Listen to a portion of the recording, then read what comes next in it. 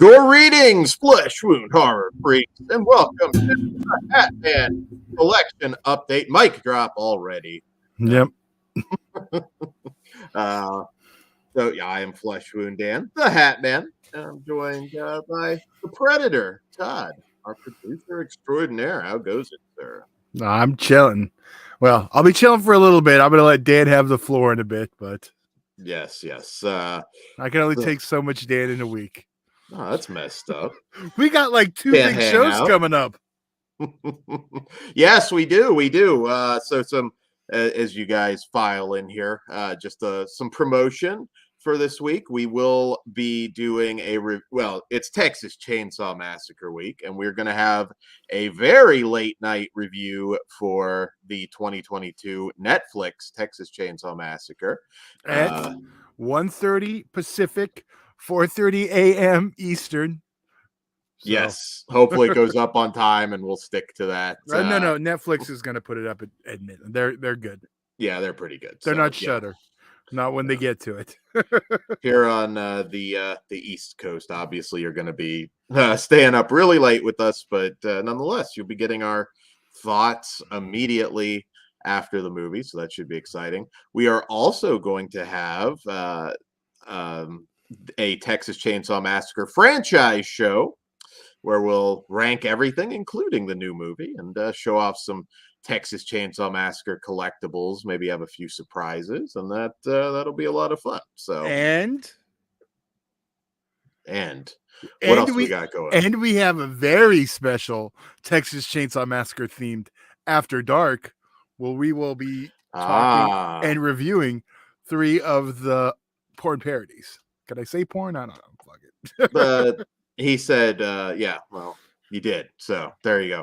Let's just say the non-canon Star Wars movies. And you know what? I know you want one of them to be canon so the mask could be ranked. Oh, God, yeah. I'm going to put over one of those movies. So obviously those non-canon perfectly PG-13 Texas Chainsaw Massacre movies will be covered on our Patreon at patreon.com/fleshwoundfeatures. So if you want some spicier content, we'll talk about that. One in particular was glorious. So what? Yeah. And another one had a glorious scene. I'm not going to say that pugs will be going on for quite a bit. Yes. That was my initial thoughts. I was cursing you for a little bit. Then we got to that, and I was like, all right.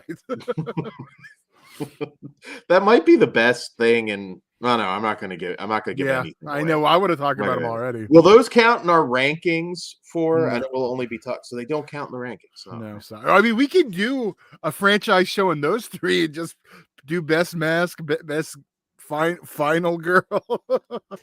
I can come up with some questions. Final girl, yeah, I don't know if anybody's standing. Might be limping a little bit. Best afterwards. Weapon. I mean, you know what? I'm coming up. Now we're gonna have some categories on that show too. So yes, stay tuned for that. And I guess done enough pimping. So basically what I'm going to do tonight, I'm going to show off DVDs first, a bulk of which are Dollar Tree Hall, Second and Charles Hall, Walmart, Target for the most part. That's and we'll do those, and we'll do Blu-rays 4K. Then for those of you interested, we'll do the booktube section, and really didn't buy a whole lot of collectibles, to be honest, since the last video, but I did buy a lot of books and stuff. So I'll kick it off with the DVDs. As usual, I did not organize like I had hoped to, but don't show me the basket where all your slipcovers are getting screwed up. And there's only thing in a basket are the DVDs, and that's just because I had no choice. So there you go. So, they're DVDs. Yeah. A lot of these were just $1. So all right, kicking it off just randomly. This is a Dollar Tree haul, and I'm gonna say, you know what? I'm not expecting big things from the dwarves of Dragon Mountain, but I do expect this will be better than the new Lord of the Rings, because I am hearing some things that are not very positive about that. But Now, do you have heat with any of the stars of this? Of Lord of the Rings? No. Of that one, does it have your favorite little person? No. I don't believe so. But that was your fault, so we don't talk about that. That was not my fault, and we talk about it. Totally your fault. Totally your fault. I'm just gonna say it. You were responsible for 90%. I might have been the 10% there. No, Dan, I didn't say anything. 90. I didn't even say publicly where I was going. You took it on yourself. I'm just saying I was disrespecting you, not him. Yeah, that's not an excuse you can use, though, Dan, if you think about it. And I'm not going to give examples because that would be inappropriate. Well, yeah, I'm just saying he wants to punch me and not you, and I just don't think that's fair because that was kind of more you. But anyway, you said it. Oh, never mind. I didn't say anything. You know, we should tell that story. Have we told that on Patreon? We'll make a separate video for it. I know it's been a while. So yeah, why not? Anything goes on Patreon. All right. So the next one, which also appears to be an action fantasy film, Baltic Tribes, another Dollar Tree special. Actually, I think this one's more of a period piece action flick. It has a little bit of critical acclaim, so figured dollar special. Why not? Next up, one that I don't think is on Blu-ray for one thing, so it was a good dollar pickup. Movie I saw in theaters, and I don't think I've seen it since then. Red Corner with Richard Gere. This is the one that got like Bai Ling banned from her home country. Probably not one that would be made today because I know it's like very anti-China. So. Well, yeah, no, they're not going to make any money off that. No, they're definitely not. Another Dollar Tree special, American Buffalo. This one I think was on like a limited Blu-ray, but I was like, $1. I'm good with the DVD on this one. Dustin Hoffman. Wait. Dennis Franz. So you tell me you don't want to see Dennis Franz ass in like high definition? Pretty sure Dennis Franz only bears the cheeks in NYPD Blue, so I think I'm safe. Hopefully. No, it's rated R just for language, so no hairy man ass in that one. It's hairy man ass free. Allegedly, you haven't watched it yet. I haven't, but it says R for language, so I'm gonna say there's no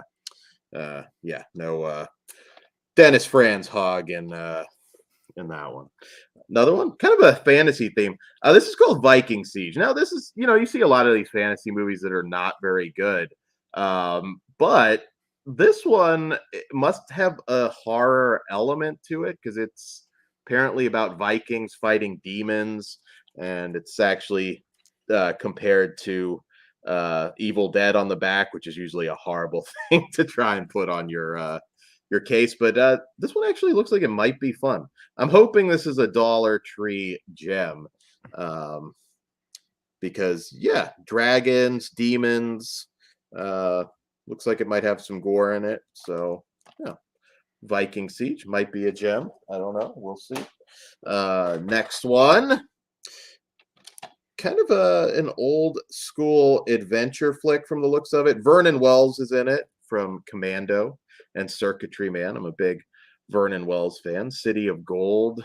They don't make a lot of these like old-fashioned, Indiana Jones type adventure flicks anymore. So I know nothing about it.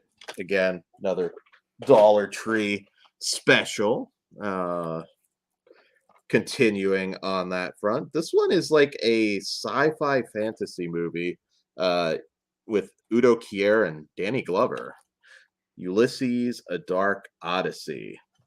I think it's Greek mythology basically as a futuristic sci-fi film telling that story. Probably one, in all honesty, I might have picked up for like $10 at Walmart. So again, it's nice having Dollar Tree for some of these. Arguably the king at this point of direct to VOD action movies, Scott Adkins. This one's actually a Canadian import too. Once in a while you'll find these Canadian imports. No Surrender. There's so it might be a little blurry. that's for the like Dollar Tree, even Horror Pack. There's a lot of Canadian, yeah, because they're cheaper, or I think they get deals on them. yeah, and I didn't have that one, and I like Scott Adkins quite a bit. He's kind of like that guy that if he came along in the 80s or 90s, he probably would be a much bigger star. And Orc, yes, that will be live. We'll be live right after the Texas Chainsaw Massacre movie, and I think we're live on the franchise show as well. No. Okay, so yeah, we franchise shows are taped, but all right, so there you go. But we will be live on the other one after dark. Yeah, we'll see. That might have. Well, we're on Patreon, so yeah, you'll get the spice on there. This one actually might have been Walmart discount bin. Some Wild Eye releasing titles: Conjuring the Devil, The La Llorona Curse, Heidi, and Ouija Possession. I don't think any of these are probably going to be good, but why not? Why not? Well, Heidi looks like it might be halfway decent. Anything with the Ouija in the title is usually dangerous, or a gamble. Let's just say that you're probably not going to win, but why not? This is actually interesting because we didn't review it, but it's actually a winter-themed vampire movie called Red Snow. That looks pretty good. I think this is a foreign movie, and I do not know. Maybe not. Maybe it's Canadian. I don't know. But yeah, Red Snow. Another Dollar Tree pickup. I must have missed this at Walmart. It actually looks like it might be pretty cool. I have at least some decent expectations for Red Snow. This is a werewolf movie set. I think I got this at Second and Charles. Wild Eye also? This is also Wild Eye, yes. The Snarling, Werewolf Island, Cold Ground, and Wolf House, which the latter I think is a Sasquatch movie.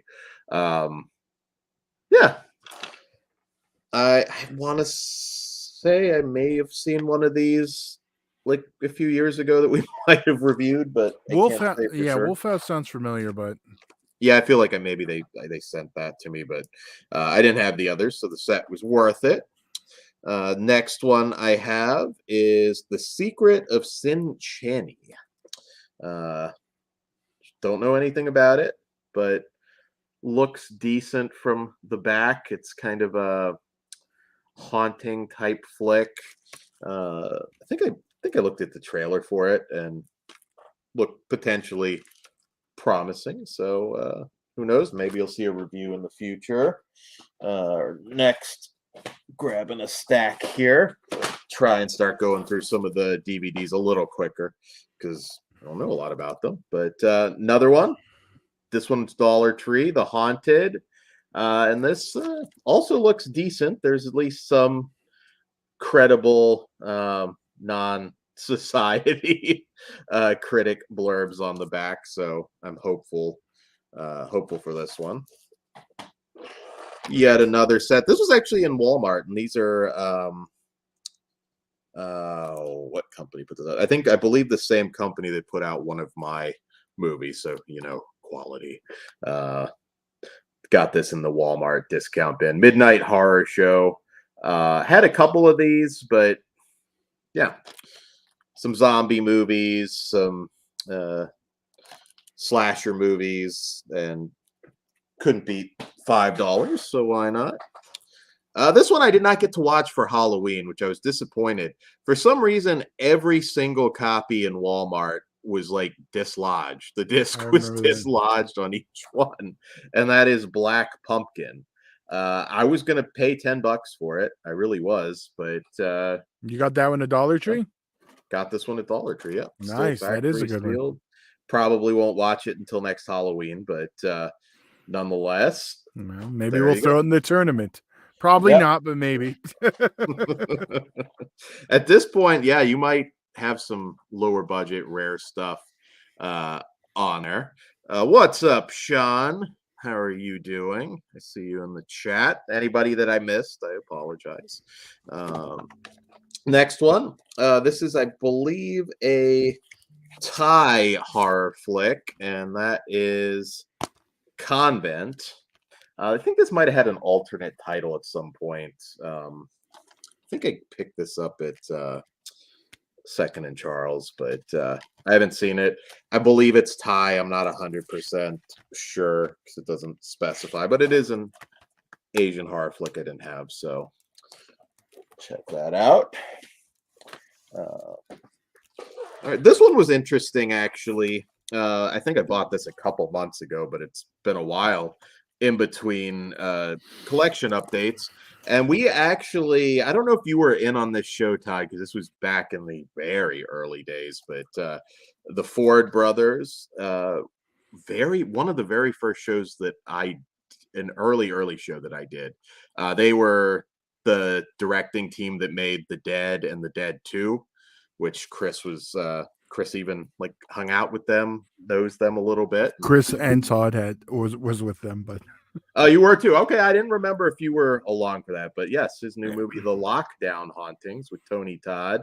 This is a COVID era film that, yeah, I'm actually kind of curious to watch this. There's still, I noticed like every few weeks, well, I'll see like a new movie that was obviously conceived and shot during the lockdown. So if nothing else, that's always interesting. Here's another one. The Lighthouse Keeper. This is another one Vernon Wells is actually in, so can't go wrong. He was the villain in one of the great action one-liner flicks of all time. Arguably Schwarzenegger's best. I know Terminator 2, but but man, you can make a case for Commando. Commando is just awesome. Commando, I'm not going to say better, but Commando, it's in a league of its own. Yeah, Commando's on par with probably anything he's ever done. Another dollar special, Life Changer. This one I know actually does have, so I think it might actually be a horror pack title, but again, it was a buck, so Life Changer. Pretty sure this might have been a horror pack, but not recently. Could be wrong, but yeah, grab that. This one I believe this one I actually just picked up at Walmart. The Spore, which is kind of I believe a zombie film.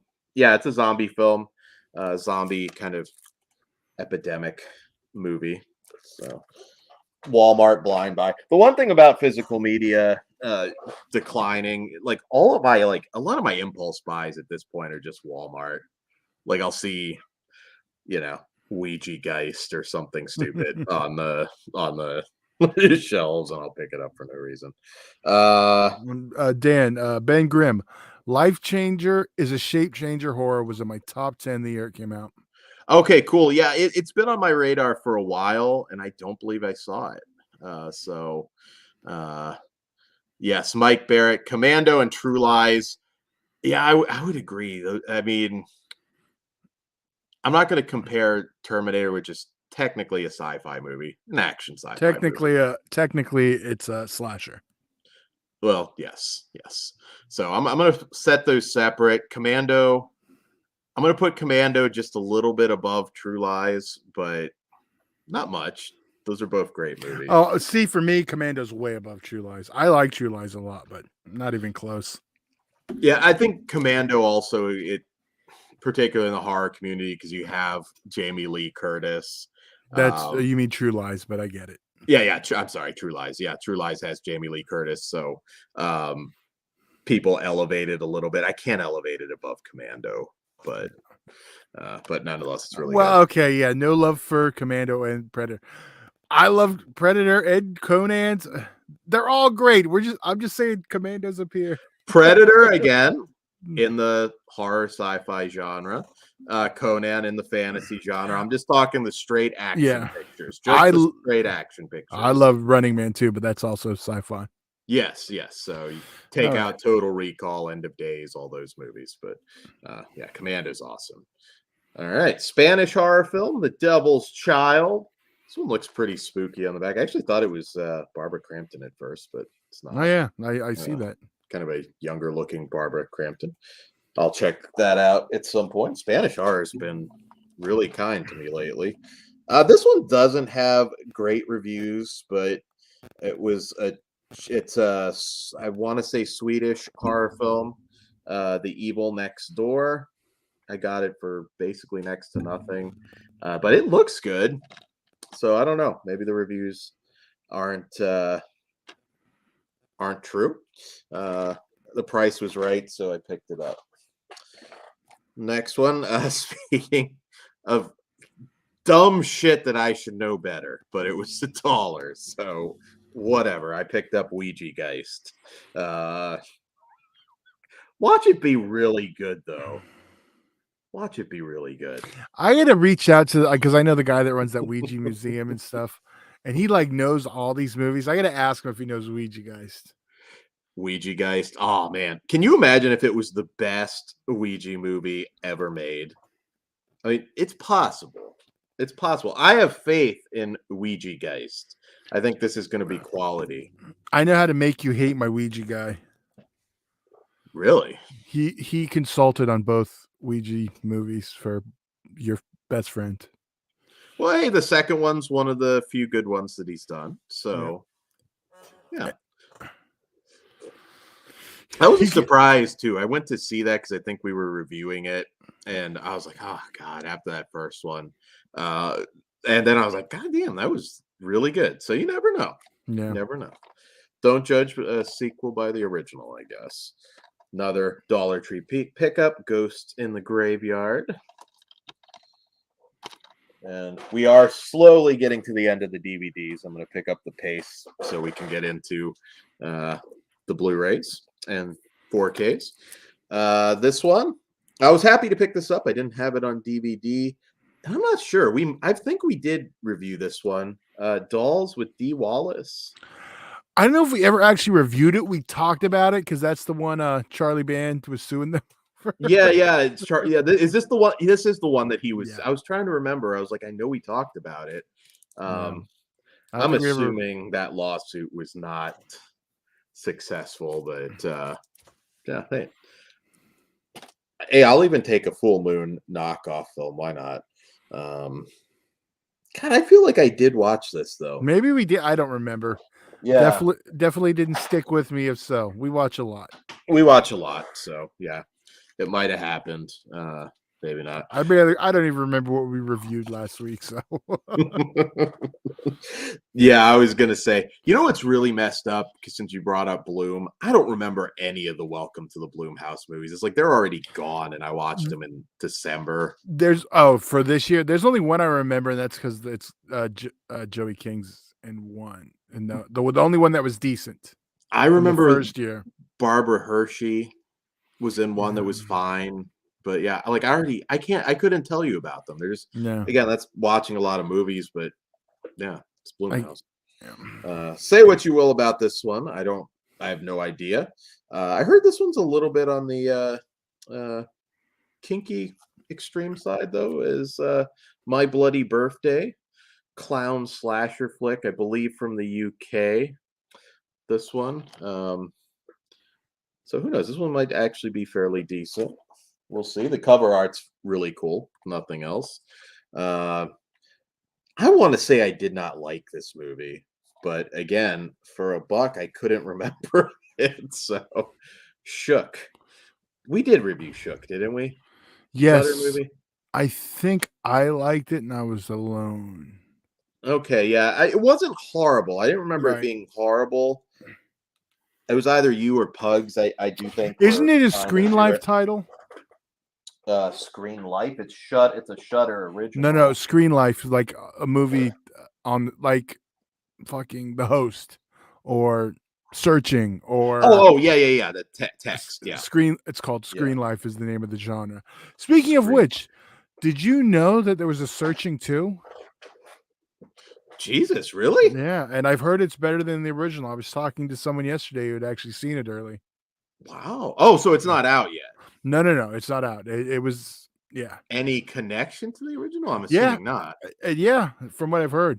John Cho back, or Yeah, super tense. Again, this is not my review because I didn't see it. But yeah, someone was telling me about it yesterday. Nice. You guys are freaking lucky down there. That's the one thing. Like you don't get the early screenings for anything out here, so Yeah. know nothing about this one, but this has a ton of good reviews from all kinds of people. The Child Remains. I know nothing about it, but looks like it was tearing it up on the festival circuit. So this is another one you can find at Dollar Tree. I don't know, of course, outside the state, but I assume a lot of these are the same titles you'll find at any Dollar General, if you're lucky. Yeah. All right. So I have the original of this one, which is apparently fairly decent. But this is already the sequel, so I'm gonna have to get on watching them. Jack in the Box 2 Awakening. They compared it to Hellraiser 4 on the back, which I don't know if Very that's specific. I don't know if that's a good thing. Well, at least they were like, yeah, this is kind of like not Hellseeker, the one after that, the fucking the one everyone hates. Can you imagine reminiscent of Hellraiser Revelations? That's when you just break the DVD in the store and leave. Save somebody. But on that note, Dan, I'm gonna give you the floor. I will take the floor. All right. So everyone pop back in as you want. All right. Sweet. All right. You get to see me in glorious full screen. Yeah, so Jack in the Box Awakening. I've heard some pretty good things about the first one. It's a halfway decent, low budget schlock flick. So we shall see. My next one, A Haunting in Texas. Another Dollar Tree special. I'm gonna try and start going through these quickly. One that was DVD only. I know Kruger was very disappointed. I was disappointed as well. Skull the Mask. I feel like this will get a Blu-ray later. This seemed like a Shudder one that would have for sure had a Blu-ray, but unfortunately not. But if you haven't seen this already, hey, you can get the DVD for really cheap. So go out and grab it. It's still worth it. Great cover art. No idea. Dr. Carver. It's a slasher. Or actually, I think it might be a supernatural slasher. Killer Dentist movie. Another, what appears to be, I guess you could say, Full Moon knockoff. Dollhouse. One day we've talked about doing a show of all of the kind of non-full moon movies, like the Robert the Doll movies, which I think there's like 6 of those now. So yeah, but the one thing I will say about The Hunt in general, you pick up stuff like Dollhouse. I mean, this could be a complete piece of crap, but you never know. You might get that little treasure that you end up liking a lot. This had a cool premise. I haven't really heard. I don't know anybody who's actually seen it, but Wired Shut. This is something. I believe it's a home invasion type scenario where the guy has just had jaw surgery and can't scream or something along those lines. Looked like a decent thriller, so pick that up. Another new slasher, Lantern's Lane. This is apparently starring a bunch of notable YouTubers. Orc, I'm live right now, so I still live stream.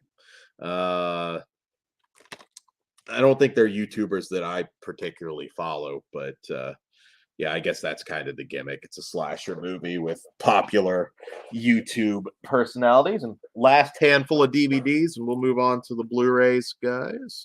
1 second here, just checking some of the comments. So I don't. This one, I think this is actually probably at least 5 or 6 years old. But it's a Barbara Crampton movie. Day of Reckoning that kind of looked like a decent kind of end of the world flick. Some kind of demon-like creatures come out of the ground. It's kind of a horror disaster movie. Barbara Crampton has been killing it not ever since You're Next. It just seems like Barbara Crampton has slowly started popping up in everything, and I'll go in blind on a Barbara Crampton movie. I think that DVD might be a little bit hard to find too. So if you're lucky to find that at a Dollar General, grab it. Might as well.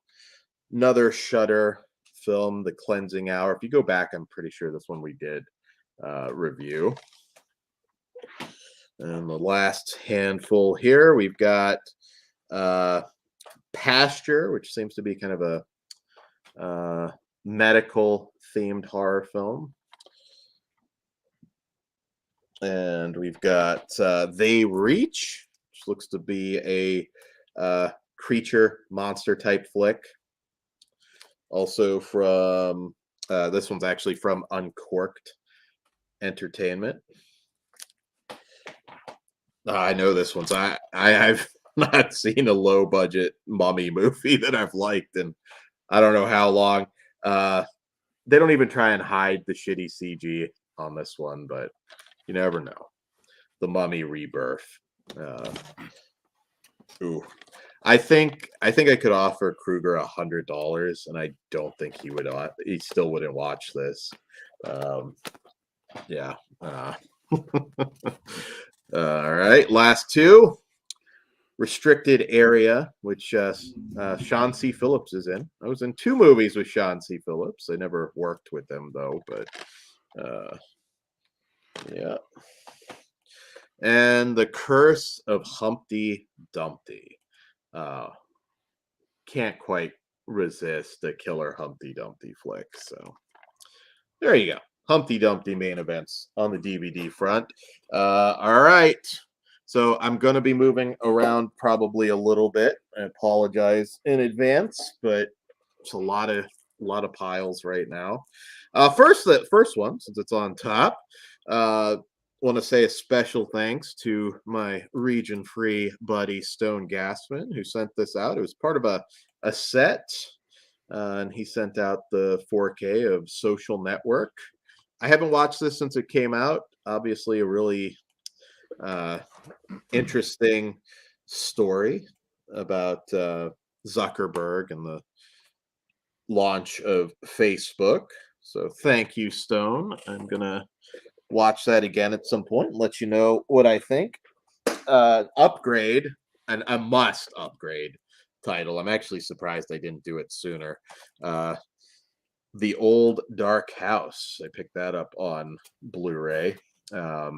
This is a must own. You need to see The Old Dark House. Boris Karloff. They talk a little bit about this actually in that Karloff Shudder doc. Not the greatest art on this one. There are extras though. There's a new interview with his daughter Sarah, which if you go back on Visited by Voices 1, Lauren's channel, he has a really good interview with Sarah Karloff as well. And there's documentary, audio commentary. So the extras are pretty good. It's not the greatest looking cover art, but doesn't matter. You got to have The Old Dark House in your Blu-ray collection. I got the set on this, and I did spring for the 4K upgrade of I Spit on Your Grave. Might as well. I have the set, and now if they had tried to get full price out of me after not very long, I don't think I would have done it on that one out of principle, because that 4K came very soon after that Blu-ray set. But also grabbed Maniac Cop. We did reviews for these. Maniac Cop 2 on 4K, and well, because I guess you kind of have to, Maniac Cop 3 on 4K. At this point, it's pretty obvious whatever Blue Underground has left, I think they're putting on 4K. You were getting Uncle Sam. So Yeah. Anybody out there going to spring for the Uncle Sam 4K? I feel a lot of you are going to say no, and you're going to anyways. But I probably will. I like Uncle Sam. It's one of those, like, you it's not like Jack Frost where I do watch that every Christmas, but every July 4th or every other July 4th, I think I will put on Uncle Sam. So yeah, Sean's getting it. I see Ghost is getting it. Yeah, Orc, that's the thing. It'll July 4th. It'll be enough time for the price maybe to go. Well, no, I don't know if that's got a release date yet. No. But Takes me time to lotion up my body. Todd doesn't Okay, realize you just that his wait. Go audio do what is you're gonna on. do. I don't need to hear the routine. Your audio's on, Todd. Hopefully we didn't catch an intimate moment. If we did, that'd be really funny though. But yeah. All right. So our next title, which we reviewed, and this one has a nasty ending. Really like grab you by the balls kind of ending. Hunter x Hunter. We reviewed it a while back, but I just got it not too long ago on Blu-ray. I think I got it over the holiday season. You can go back and check out our review for that one, but that one hits hard in the end. This is a SRS Blu-ray that I picked up, Wicked Games, and if you're not familiar, this is kind of an underground SOV title. It's a sequel to True for Dare, which is one of the more noteworthy SOV titles from those early, I should always check, no boobs, early video store days. And it's a little bit complicated, I know, with the sequels. I think this is it is the second one, but then the third one is kind of like the official sequel or something. I can't remember what they had going on with those, but I've talked to Joel D. Wincoop a few times. Really nice guy, and yeah, some of that early stuff is pretty awesome stuff. This was a Christmas gift. This is actually based on a book, and I haven't watched it since it came out on DVD. But Perfume: Story of a Murderer, awesome cast: Alan Rickman, Dustin Hoffman. It's kind of a unique period piece serial killer movie that I'm kind of looking forward to revisiting. And I can't remember who got that for me for Christmas, but thank you if you're listening. Another one. I think this was a day one purchase for Kruger, but I just got around to getting the Blu-ray of the King Kong from '76. Not my favorite. I'm not like a kind of somewhere in the middle. It's a fun movie, but you know, I had all the other King Kong, Godzilla stuff, so I was like, all right, I'll put that one in the collection. Plus, I'll get to see the extended TV cut, which has certainly been a while, and everything on that. This was actually very close to cracking my top 10 for 2021. It was one of my runner-ups. Caveat. This was a really creepy, weird Shudder flick. I know some people who love it. I know others that hated it, but it's good stuff. Caveat's really good stuff. Go back and see our review on that one. Sorry, covertly trying not to sneeze. Black Candles. This one is an awesome movie, and Severin put it out. Originally, Code Red released this, but I like the movie so much that I had to pick it up. But yeah, sorry, talking over, making sure Todd's not giving out his social security number or something crazy. Yeah, if you haven't checked this one out, this one is like really sleazy Euro horror. that's a must pick up. No. And hold on one second. I'll charge it later. You are not crazy. Magic is real. Todd obviously does not know. So I'm gonna text him. Hold on 1 minute.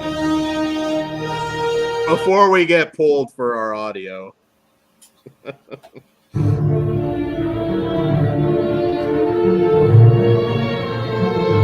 gonna try and talk over it, just to make sure there's no botching.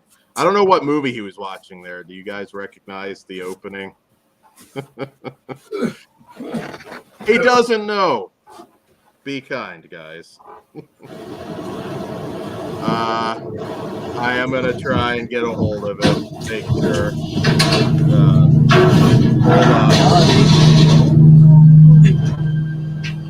Is that girl?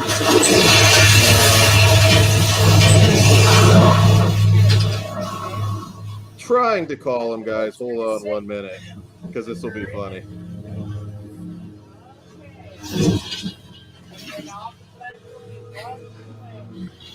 And we'll find out what movie he's watching live. I'm gonna try and talk loud so it doesn't like pull our stream if it's like copyright. Okay, let's see. Maybe I got him. He saw it. Okay.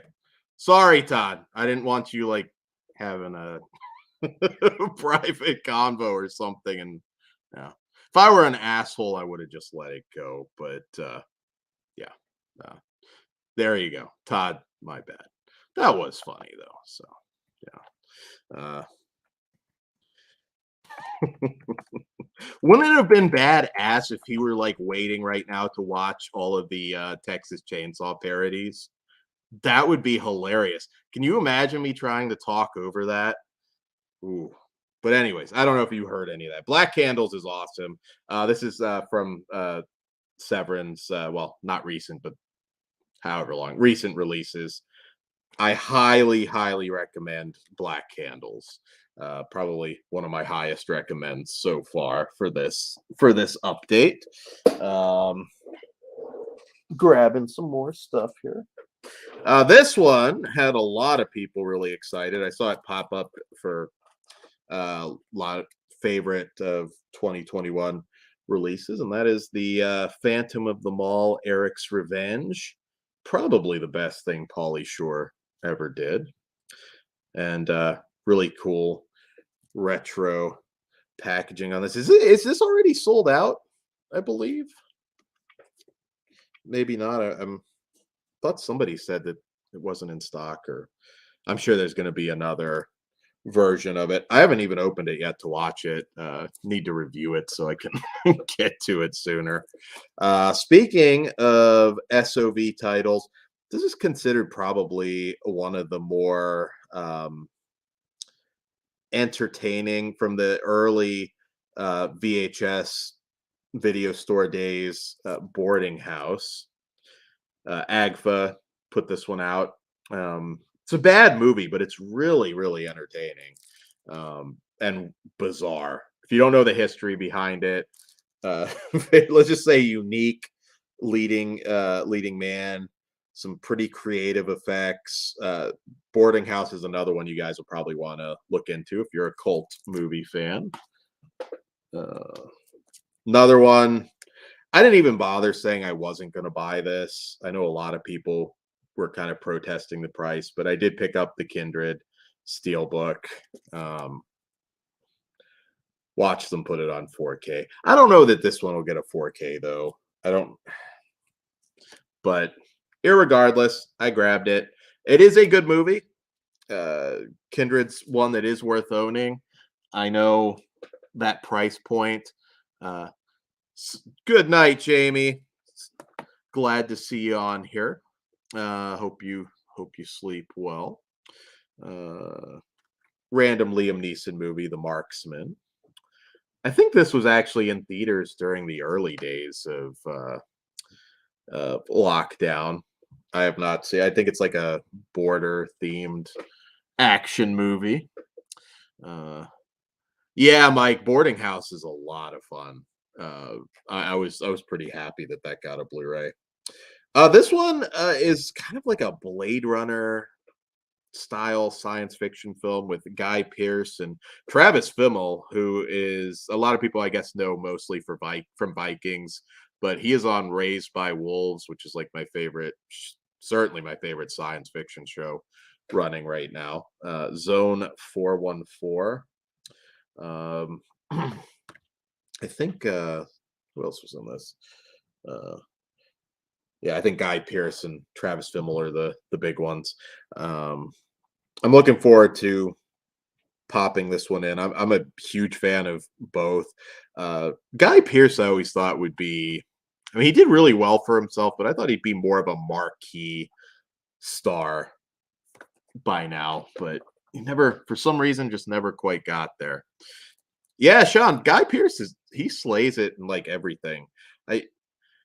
I don't know. I guess if I went back, maybe Time Machine wasn't the best like career move because I was like that big summer blockbuster that obviously didn't take off. Another Dollar Tree special, Killer Tattooist, which at least one person said this is actually a fairly decent movie. For a buck, I can't help if it's Blu-ray, I'm probably grabbing it irregardless of what it is. Oh yes, Sean, The Proposition is a really good Western with Guy Pearce. Another one I'd recommend if you haven't seen it, The Rover, that he made with Robert Pattinson. That's a really good movie. Another one that had a really cool ending. I could see some people having different thoughts about The Rover's ending, but I thought it was just perfect. I really, really like that one. Lockout, Ben, is I believe, or Lockdown, Lockout. I know which one you mean. It actually was in theaters. And it was entertaining. Like there was some really like particularly shitty CG in it, but it was kind of a entertaining Carpenter style action flick. Hold on, picking up some more stuff. One that I picked up in anticipation of our Oscar season stuff, Spencer with Kristen Stewart. At this point, I believe she's probably the favorite for Best Actress. I don't know if anybody's hearing anything different. Yeah, Ben, Lockout. Yeah, that's the one. I saw that in theaters. I was like with like one person, I think. This one I do recommend, Impedagore. You can go back. I'm pretty sure I reviewed this one. But another awesome Jocko Anwar film, and I had to own it on Blu-ray. This is just an amazing Indonesian horror film, and you guys know I love my Indonesian horror. Bear with me as I go through here. I'm running out of spaces to put the stuff I've already gone through. This was a Black Friday special, Super 8 on 4K. Kind of curious to revisit this one. I want to say I kind of liked it. Very Stranger Things style movie. Up next, oh, this one. Now this one, I'm a huge fan of.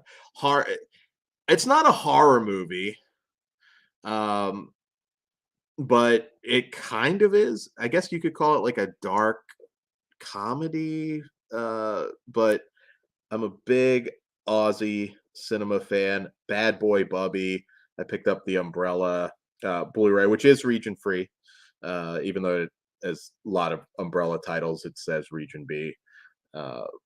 Nicholas Hope is just amazing in this movie. You really have to be in the mood for something really bizarre, really disturbing. And I think some of the extras are new. I know there's a 25th anniversary Q&A on this, so I expect a review at some point on this somewhere. I definitely plan to do one on that. Last year's Oscar winner, Nomad Land. great movie. Frances McDormand is, I believe, I don't think she's nominated. She's in a couple movies though this year that I think have been getting some award love, including, I believe, The French Dispatch. Shout out to Hayden Cornelius. I know he's a big French Dispatch fan. This is one of those ones, like, I don't even know what it's really about. It's a really quirky Wes Anderson movie. Hopefully this one will hit for me.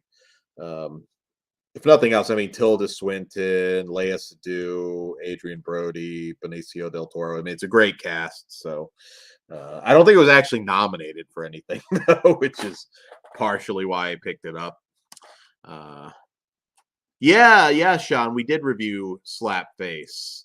Be curious, what did you think of that one?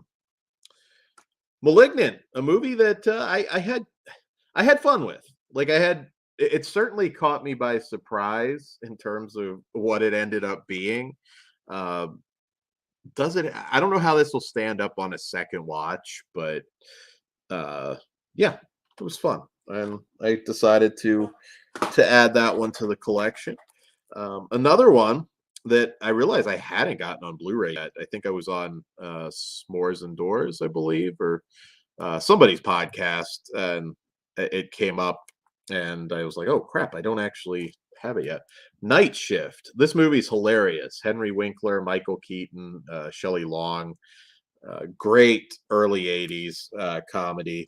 Probably one of my favorite Ron Howard movies, to be perfectly honest. This was, I don't know if it's still on sale, but it was, I think, $15, which is a pretty good price for Warner Brother archive titles on Amazon. So I grabbed that. And all right, new pile here. This is actually one of my most recent pickups, not to be confused with the Lars von Trier movie, but this is 1974's The Antichrist. Very from Alberto De Martino, and this one's always been a schlocky favorite of mine. So I grabbed that from Kino. I'm a big Mexican horror junkie, so I grabbed the this one was VCI, I believe. Yeah, VCI double feature of Night of the Bloody Apes and Doctor of Doom. I still have to pick up their Santo Blu-ray set, which is the first time the Santo movies have been dubbed in, or at least some of them have been dubbed in English. So I'm really excited to check that out, but I have not got it yet, so probably keep an eye out for that in the next update video. Mondo has been killing me lately. I'm a little behind on some of their releases, but I did grab Haruko the Goblin. Really weird ass movie. Really weird ass movie, and I can add this to my Asian horror collection. Also my Tsukamoto set, actually, because yeah, he directed this, and that Shinya Tsukamoto set is like way out of print now. I think the price on that has gone way up. So in fact, I never reviewed that box set. I have a few box sets to cover. It is, Mike. Yes. Did you get the it's been released a couple times. I don't know if you got like the Something Weird one, or yeah.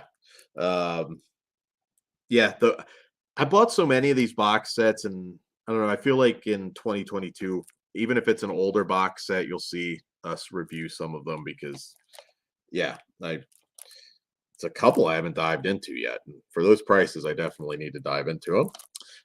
Got the new Arrow Video release of Mario Baba's Shock, which I know Piz recently reviewed on his channel. You can check that out.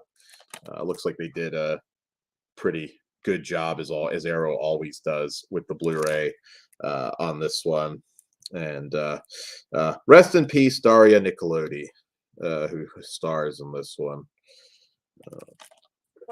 All right, continuing. This was either, I don't remember if it was Target or Amazon, but it was one of the buy two get one free sales, and I did pick up Amazon Women on the Moon.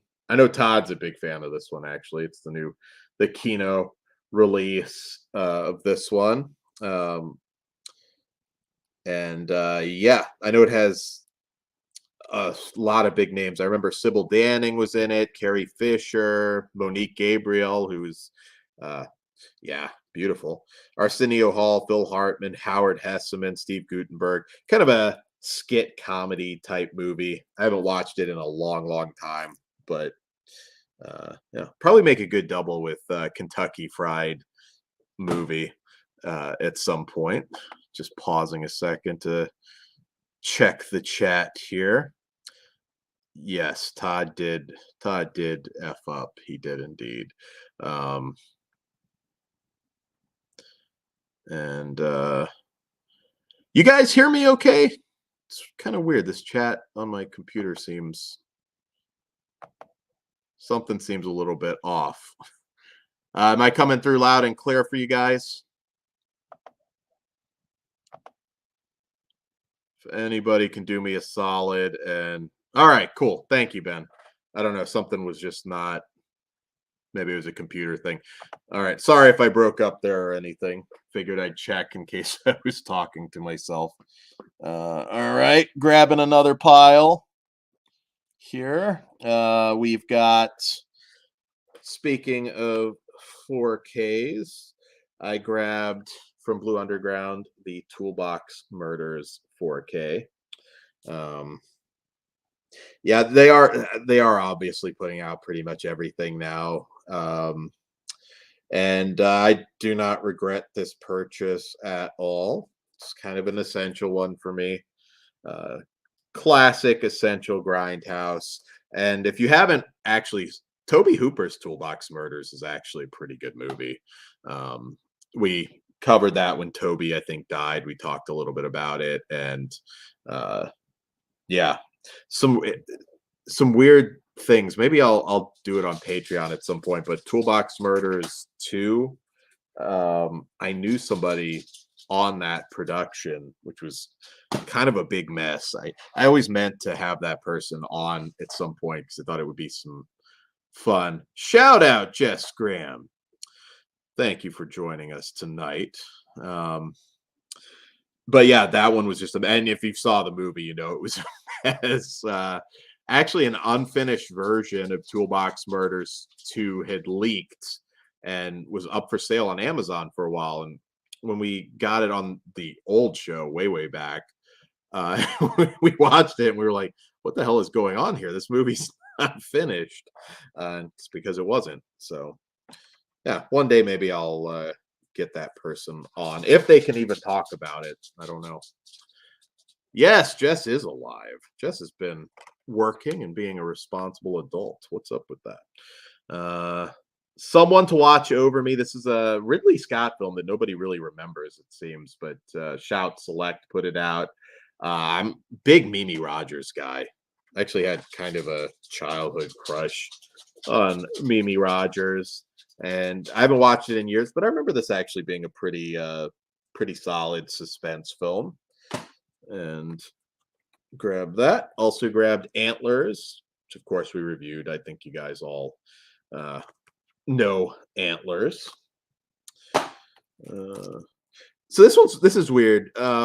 This movie, this one's a very low budget art house style zombie film, and but it came at a time when we weren't getting zombie films. In fact, I believe 1994.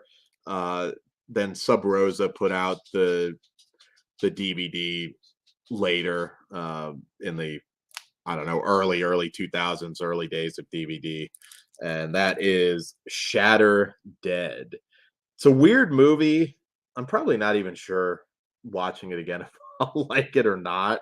I do like that some of these Vinegar Syndrome sub-labels are tackling some of this stuff, though, because one thing I remember about it is very downbeat movie. Very cheap, but I don't know. I'm just curious to watch it again because that was that time when stuff like Zombie Bloodbath would come out and people would pay like $100 for the VHS because we weren't getting any zombie stuff. This is, pre Walking Dead, the Dawn of the Dead remake hadn't come out yet. Resident Evil, I think, even not quite had come out yet. So zombies were not in, and we cherished whatever we have. So maybe not a great movie, but there is some I do have some. This one's sentimental in a weird sort of way for me, that a lot of movies are that just happened to come around at that time. All right, Sean, you'll be happy. So they say this is the worst Candyman, but I had to pick it up. I had to have the complete collection. I don't think it's the worst Candyman. Candyman Day of the Dead. So I kid. This is a really shitty movie, but I do usually like to complete franchises. It's just an OCD thing. But I'll tell you what, haven't done it with Halloween Kills. Not gonna do it with Halloween Kills. I'm just gonna pretend that doesn't exist. Yeah, not gonna do it with. I don't think I'm gonna do it with the new Candyman either. But nonetheless, it's crap. But I got it, so it's nothing to brag about. But yeah, Sean, I swear, I will watch this one over the new one. Yeah, that's how much I hated the new one. Return to Salem's Lot.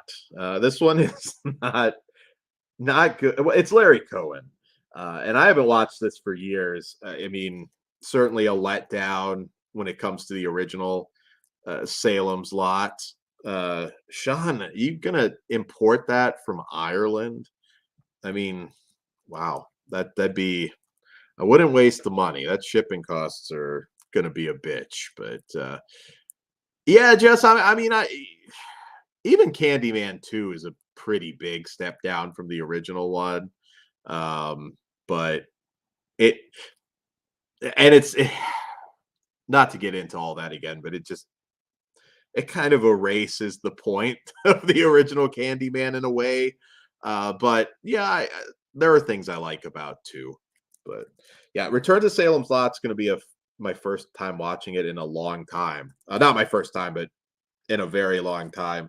I think there's still entertainment value to be had with this. I think Christian, I don't know if he just talked about it or if he reviewed it on his channel, but I feel like I talked to him about it and he's a fan. So check it out again. This is a Malaysian kind of Mad Max martial arts movie, Apocalypse X. This has been out a while. I didn't own it, and I found it at Second and Charles. I picked it up. I don't know a whole lot about it, but yeah, the price was right. This is an action movie I remember liking quite a bit. Mill Creek put it out. It was not a big box office hit. I think it's one of those movies. It's called Renegades.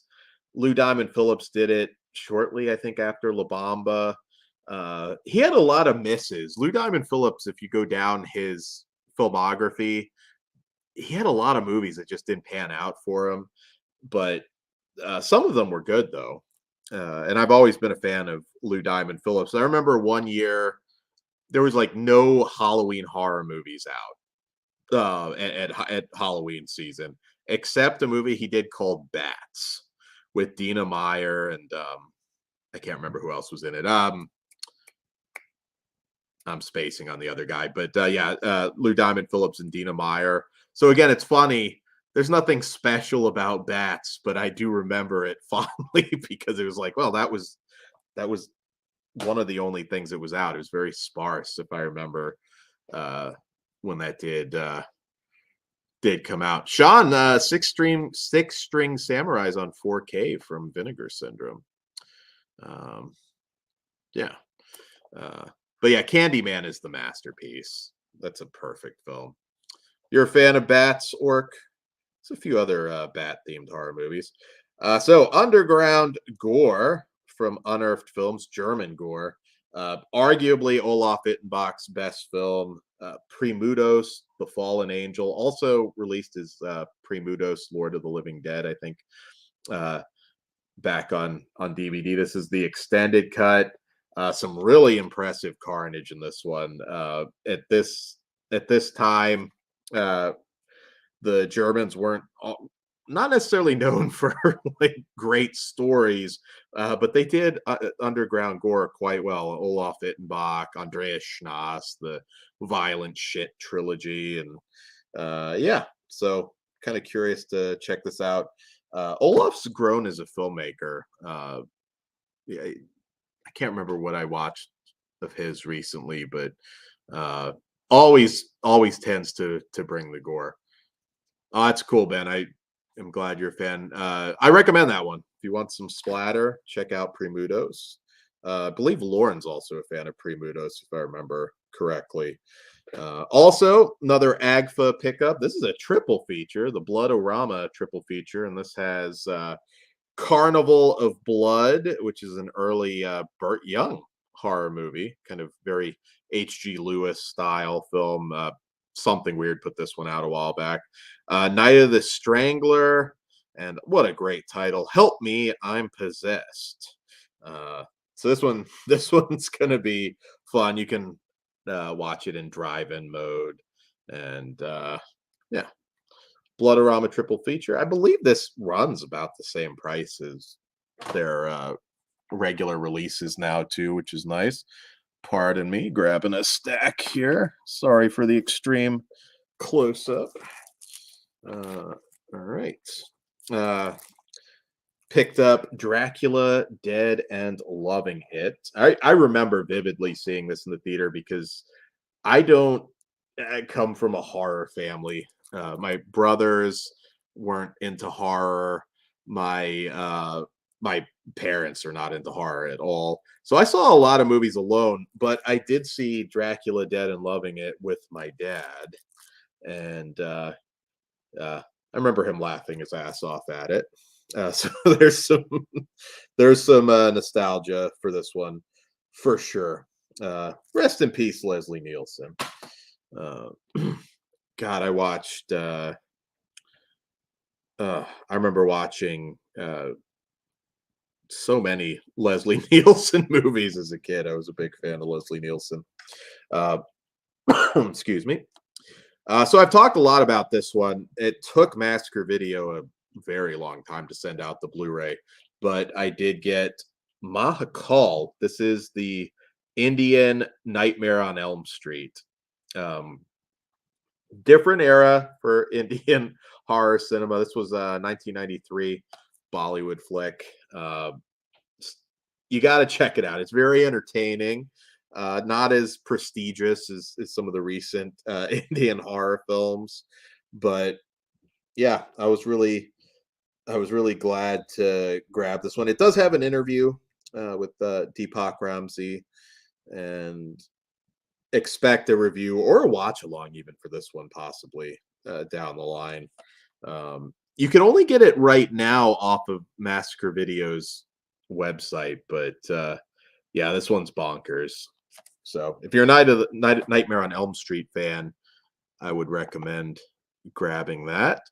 I am getting the Alligator ones on 4K, and then the Mutation's going to be Blu-ray only, I believe, Ghost. So yeah, I'm gonna check that out. Ben, it's awesome you've seen it. I don't know too many people who've actually watched Mahakal. This is a Dollar Tree zombie movie, Ill, which I believe maybe German. Not sure, but yeah, I think I had this on a set or DVD set, but yeah, for $1, like I said, Blu-rays, I'm not that picky. Boy, this is not a good one. This but it's one of a kind. And it's from the director Andrea Bianchi, who did Burial Ground, and it is a Mania Killer. Full Moon put out the Blu-ray just recently. It's a Robert Ginty, Bo Svensson flick, and it is the storyline for this one is just absolutely bonkers, and it's Bianchi, so you know it's kinky as hell. So yeah, Mania Killer. Again, not good, but one of a kind. Don't need to say too much about this one, but Titane, one of the best of the year. I love this movie so much. I want to sit down and watch it again. If you haven't yet, like I said, there's a lot going on in this movie, but I've found pretty much everybody that I've hyped it up to that has watched it ended up liking it a lot. So do yourself a favor, grab Titane. I know some people say Titan, I don't know, but however you pronounce it, it's an awesome, awesome movie. Random action pickup, Hell Hath No Fury. It's a World War II movie from Jesse Johnson, who I met. And where did I meet him? Because it wasn't a convention. He did a movie way, way back called Pit Fighter. And I met him at something for that.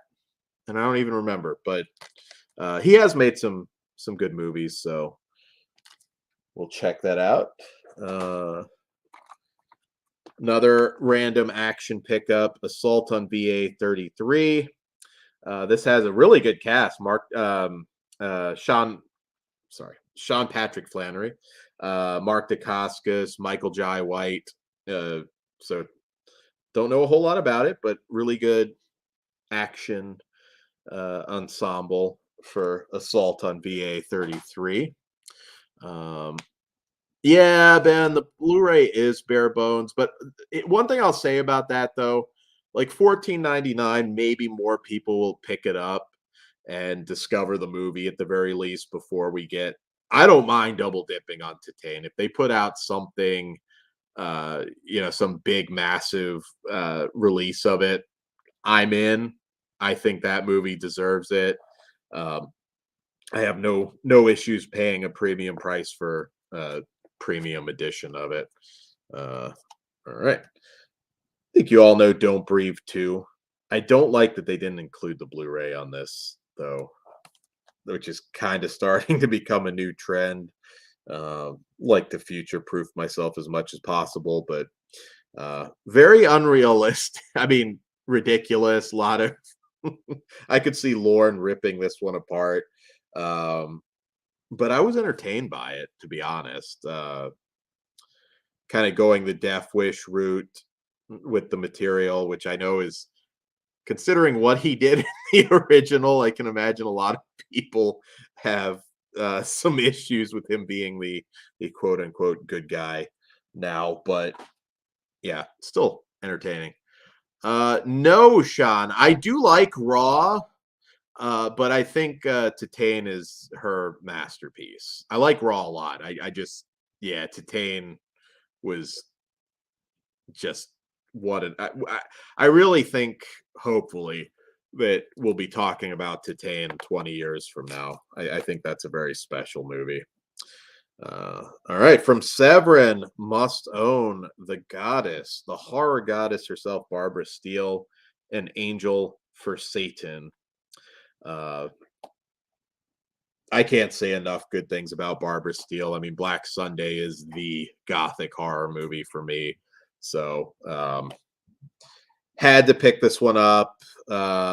Black Sunday is her best movie, in my opinion, but Angel for Satan is great as well. Looking forward. I still haven't watched the Blu-ray on that. I'm falling behind on releases right now. Fried Berry, we reviewed this one. Definitely the weirdest film of 2021. And there were a lot of weird films in 2021. I did like this one. This is not for for everybody. It is a great film, Mike. But if you have to experience it, it is absolutely a cult film. Fried Berry's one that I see, much like Greasy Strangler. I do think people will continue to embrace it over the years. Grabbing another stack.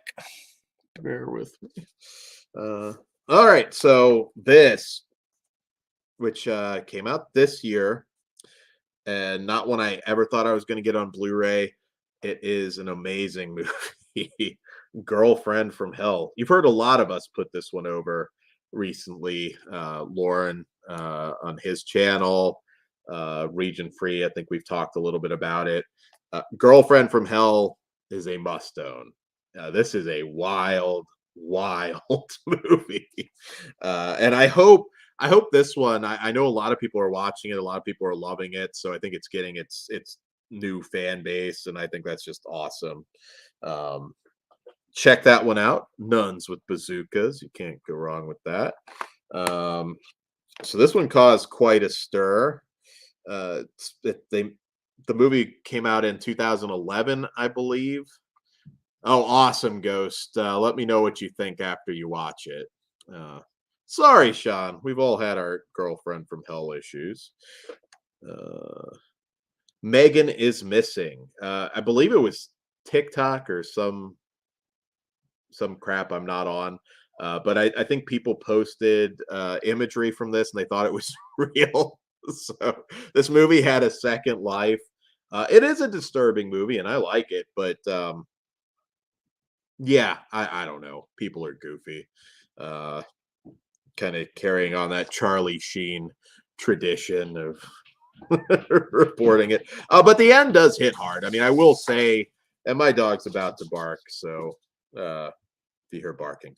But this one, it's not hard.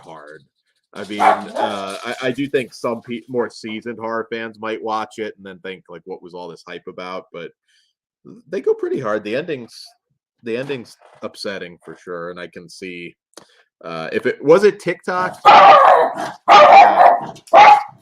My dog. Sorry. Be quiet. Yeah, that people were losing their minds, and I was like, shit, now's the time to put it on Blu-ray, and it took them a little while, but the Blu-ray did come, so I was happy.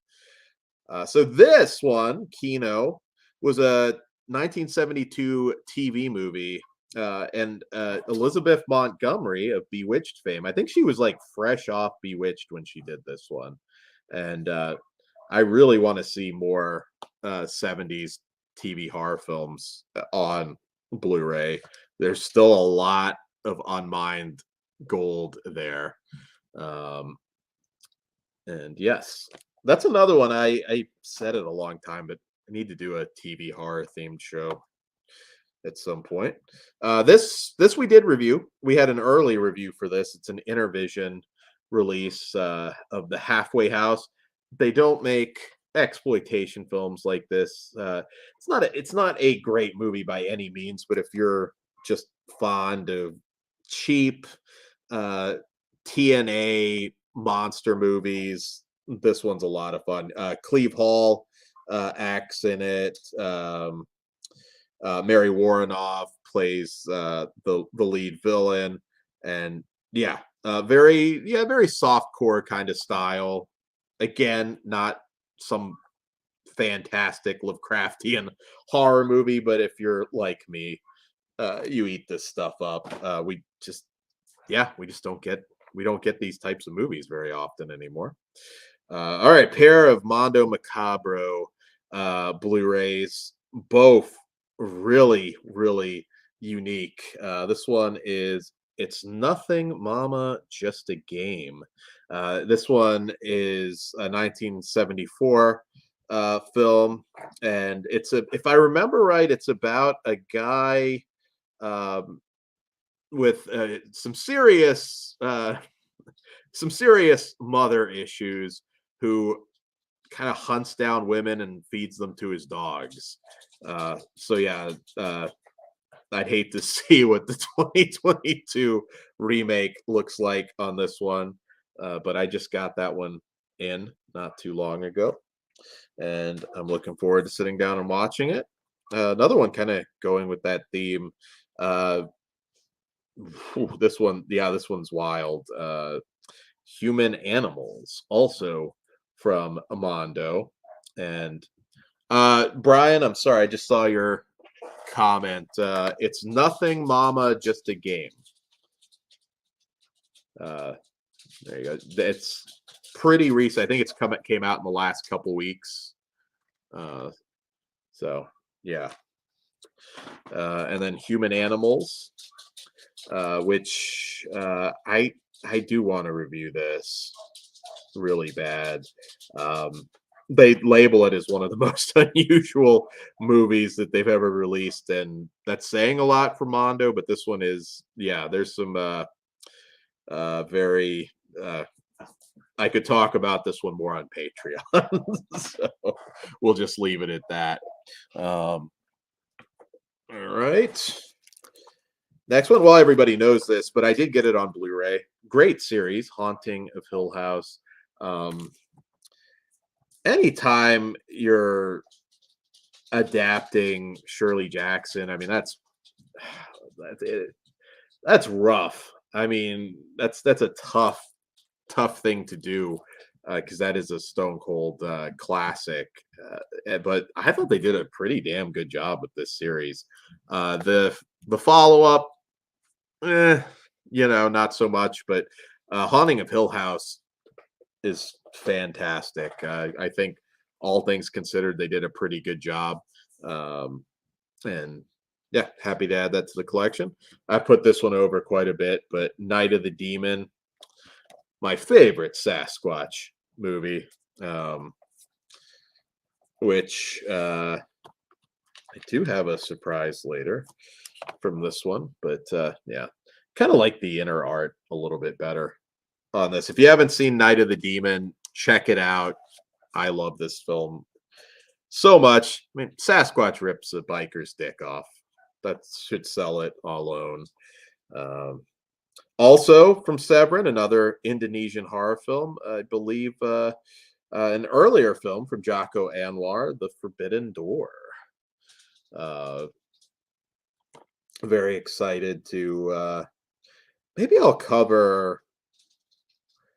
Problem is, I know I've already done a couple of them. I was going to say maybe just do a director retrospective on him, but yeah, I highly, if you haven't jumped into it, look into Anwar's films. Impetigore is fantastic. He did the remake of Satan's Slave. I think all of that's still on Shudder too. So if you're not sold, you can check it out on there. See if you want to buy it. So I think this one actually has a Razzie nomination for Worst Actor, and that is for Scott Eastwood in Dangerous. Mel Gibson's in this. Famke Janssen. Famke Janssen probably sold me because she's timeless. Looks like this one might be entertaining. I don't know. Just because it's nominated for a Razzie doesn't mean it doesn't have some kind of merit. Also, another Scott Adkins movie. This one on Blu-ray, One Shot action flick. Dropping stuff. Sorry. I need not say anything that I haven't said. Saint Maud, classic horror film. It's rare for me to rewatch something, but I have watched that more than once because I love it so much. This, I think, was robbed for a nomination, at least for Nicolas Cage, for an acting nomination. Pig is not what I expected at all going in, but is an amazing movie. Hey, Todd. My bad. Yeah, I could, like, I don't think anything went through, but I was like, fuck, I hope he's not. Like, wouldn't that be funny as hell if you started like fucking and I had to like Oh God. That would be awesome. I might have just went quiet and started reviewing it. I thank you. That would have been funny as hell. Well, I know it's. I could have done like blind play-by-play and just like see what he was doing, but yeah, you started watching a movie and I'm like, fuck, watch that, pull the stream, because I was like, the audio is gonna get it. But, yeah. I covered for you the best I could. Yeah, my bad, y'all. Ben, I was watching Bates Motel, season 4, episode 1. Ah, okay. Yeah, you are doing a rewatch of those. No, I bowed out. Apparently, season 1. I got halfway through season 2. Oh, nice. Then I How are you pulled liking it so far? And then I pulled a U, and I said, "Oh, I'll watch the rest when I get the Blu-ray," and didn't. And now we're like 10 years later. On TV series, there's a few there's actually some that I end up really liking, but then I know it's over. So there's a weird thing I think my mind does where that's what happened. I think. Then there was something like The Americans where I buy season 1 on Blu-ray, but then the fuckers put the rest on DVD. So I liked season 1, but I never finished The Americans. Yeah. So yeah, I just wanted to pop in, see how we were doing. Well, that's cool. My next one is... Orc nailed it. I gotta say this more about Go for it. He noticed he called out the universal opening, which is correct. All right, I'll be back. Cool. Just checking it, and I'll make sure you can't hear this time. Yeah, I was gonna say, oh man, it would have been so funny if it was a porno or something. Because it very well could have been. Well, it is now. I'm out. There you go. Back to your porn. Yakuza Princess. New where's this one from? Actually, I think this might be an American film. Not sure, but yeah, Yakuza Princess looks like a good time. Yeah, because Jonathan Rhys-Meyers is in it, so I don't know, maybe it's a co-production or something. Also from the Vestron line, I got Steel Dawn, the Patrick Swayze Mad Max cash-in. Not one of his bigger hits, but that's another one I haven't watched in many years, so I'll do a rewatch. This is a sci-fi anthology. Good cast: Thomas Jane, Annabelle Wallace, called Warning. Don't know a bunch about it, but the trailer looked really good on this one. So I'm kind of excited to dive into that. We haven't done a sci-fi show in forever. I'm going to talk Todd into it. I've been trying. Todd will not watch like hard sci-fi, I guess I'll say. So I'm going to make it happen. We're going to have I don't think I'll ever get him to watch Deep Space Nine or Far Escape, which are like two that I've tried to push on him for years, but we'll see. This made my top 10 for 2021 come true. Go look at the review. I like this one a lot. This one I don't know a whole lot about, although it does have star, or maybe he's a co-star, but Jeremy Piven's in it, who I guess wasn't completely canceled. American Night. Really good cast. Paz Vega, Jonathan Rhys-Meyers. Who else is in this? Yeah, looked like a decent movie, kind of an impulse buy, but I thought he was over and done with. It's actually funny on the Very Bad Things Blu-ray. He kind of makes an off comment about being canceled that I thought was kind of funny.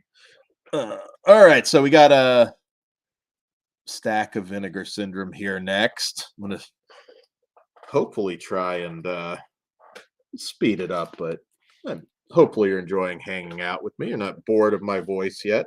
If you do get bored, I will tell Todd to put another porn on and we can just listen to him. Got the new Forgotten Jolly box set from Vinegar Syndrome, Volume 4, I believe. And this one has Arabella, the Black Angel, the sister of Ursula, and the killer is still among us. Sister of Ursula, I think, is somewhat known, but another great set from Vinegar Syndrome. And Also, picked up Creature, which, whatever you think about the movie, my God, did they do an amazing job on this release. It's like you're watching this movie for the very first time. And yep. I love Cynthia Rothrock, the Tiger Claws trilogy. Bolo Young is also in this one. I'm really happy to see them putting out a lot of her stuff. They also put out Martial Law 1 and 2, which I picked up. I think I probably covered that on the last collection update. A lot of Cynthia did. I mean, her early like Hong Kong stuff was amazing, but she also did some really good movies later on into her career. And I saw an interview with her not too long ago, and she is still beautiful and still looks like she could beat the shit out of me, which is awesome. Let's see. What is that Tiger Claws trilogy from? I'm not sure what you mean, Ben. I don't think it was adapted from anything that I remember. But it's a martial arts trilogy. It's a lot of fun and great artwork too. Oh, Night Vision's a good one. Cliff. Oh, Vinegar Syndrome. Vinegar Syndrome, Ben. And I would recommend grabbing it fairly quick because I think the martial law one sold out now. So this one certainly will be as well at some point. I think martial law is sold out if I remember right, looking at the site on the last sale. Might have some sub-label stuff in between here, but Censor, again, it made my top 10 for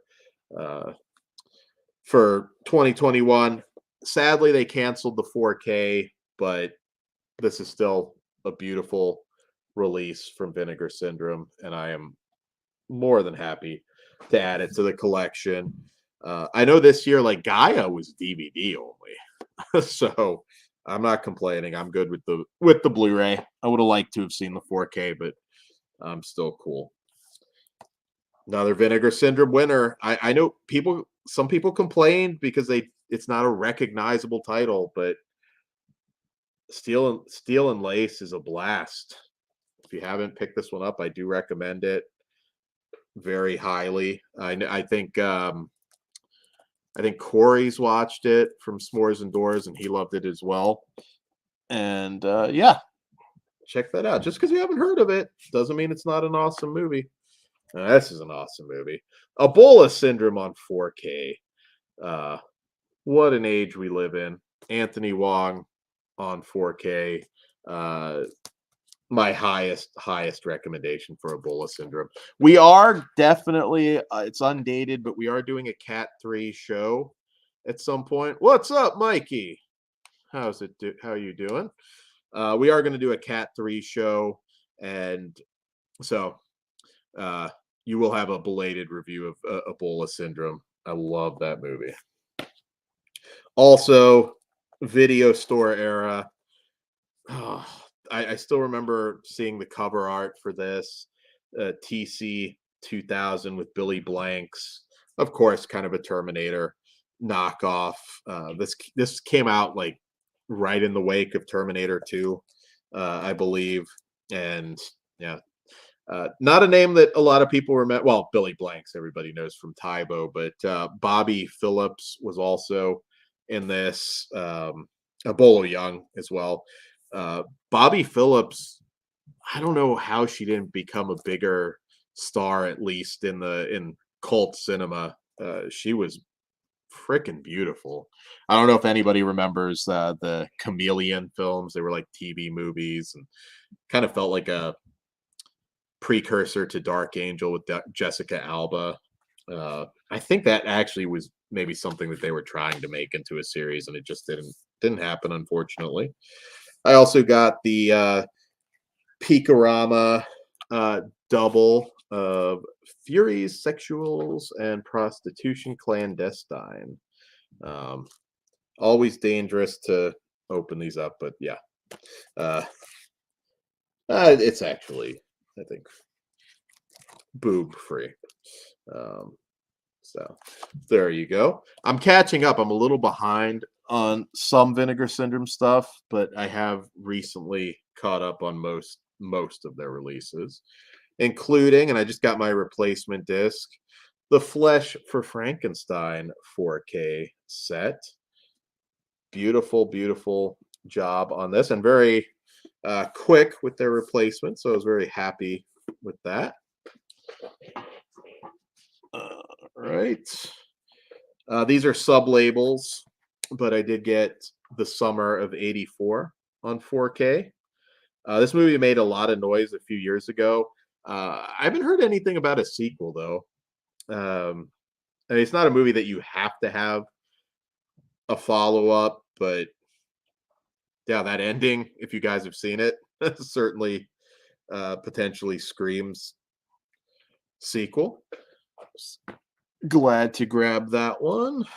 Also, I know this was on a lot of top tens for last year, and that is Last Matinee. Really good slasher flick. Takes place in the movie theater. I keep getting mixed up. Chilean? No, not Chilean. But great slasher film. We'll just put it that way. Maybe Argentina, I think. And this Blu-ray release was also nice because the movie that they're watching in the theater is also included on here.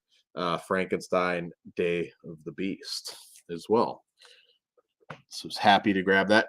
Vinegar Syndrome is great, but some of the sub labels have been competing with them in terms of awesomeness lately. Or also grabbed, of course, Debbie Does Dallas too, also from Vinegar Syndrome. Peakorama, of course. Maybe we'll get the trilogy on a box set at some point. You never know. Also grab the double feature release of Nothing Underneath and Too Beautiful to Die. I was actually kind of surprised they didn't release these separate because, I mean, you know, you've got Donald Pleasance, and I think they probably could have gotten away with releasing these separately. Also, there are some animated tits on this one, but The Laughing Dead. It's a wild movie. I think I actually reviewed this one on Region Free, so you can go back and check that out. And I got the Camille Keaton in Italy set, which was a must pick up.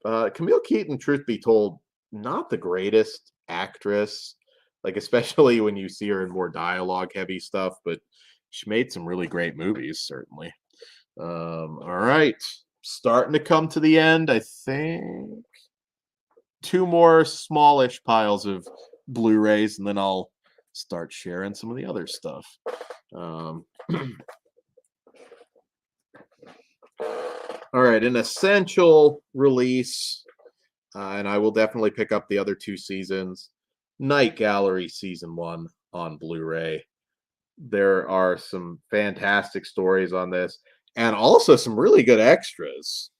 This is not like bare bones by any means. Some good commentaries on there. If you haven't watched Night Gallery, you should. It much like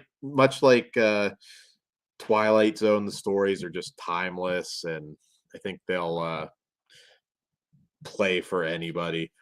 Mike, it's on the way. I am getting that Nunsploitation box set. It didn't quite make it in time for this collection update. Yeah, Ben, I'm glad you picked that up because that's a really good movie. All right. Also from Arrow Video, some retro Asian horror. The Snake Girl and the Silver-Haired Witch. Happy to add this one to the collection. I haven't even opened this one yet, so I can't really speak to even the extras. 1968 I do recommend that for connoisseurs of Asian horror. This this movie's I don't remember being very good at all, but it's a full moon release, and Charles Band's believe the first movie that he first or second maybe that he directed, Crash, not to be confused with the Cronenberg flick. Creative. I haven't watched this in a long time, so maybe I'll have a fresh perspective on it at some point. But I get all the full moon stuff eventually, and that was a pretty good price. This one I actually believe is a sex comedy, and it is also from released from Full Moon. Put Your Devil Into My Hell. It's got Todd posed for the artwork on this one. There, kind of doing his thing.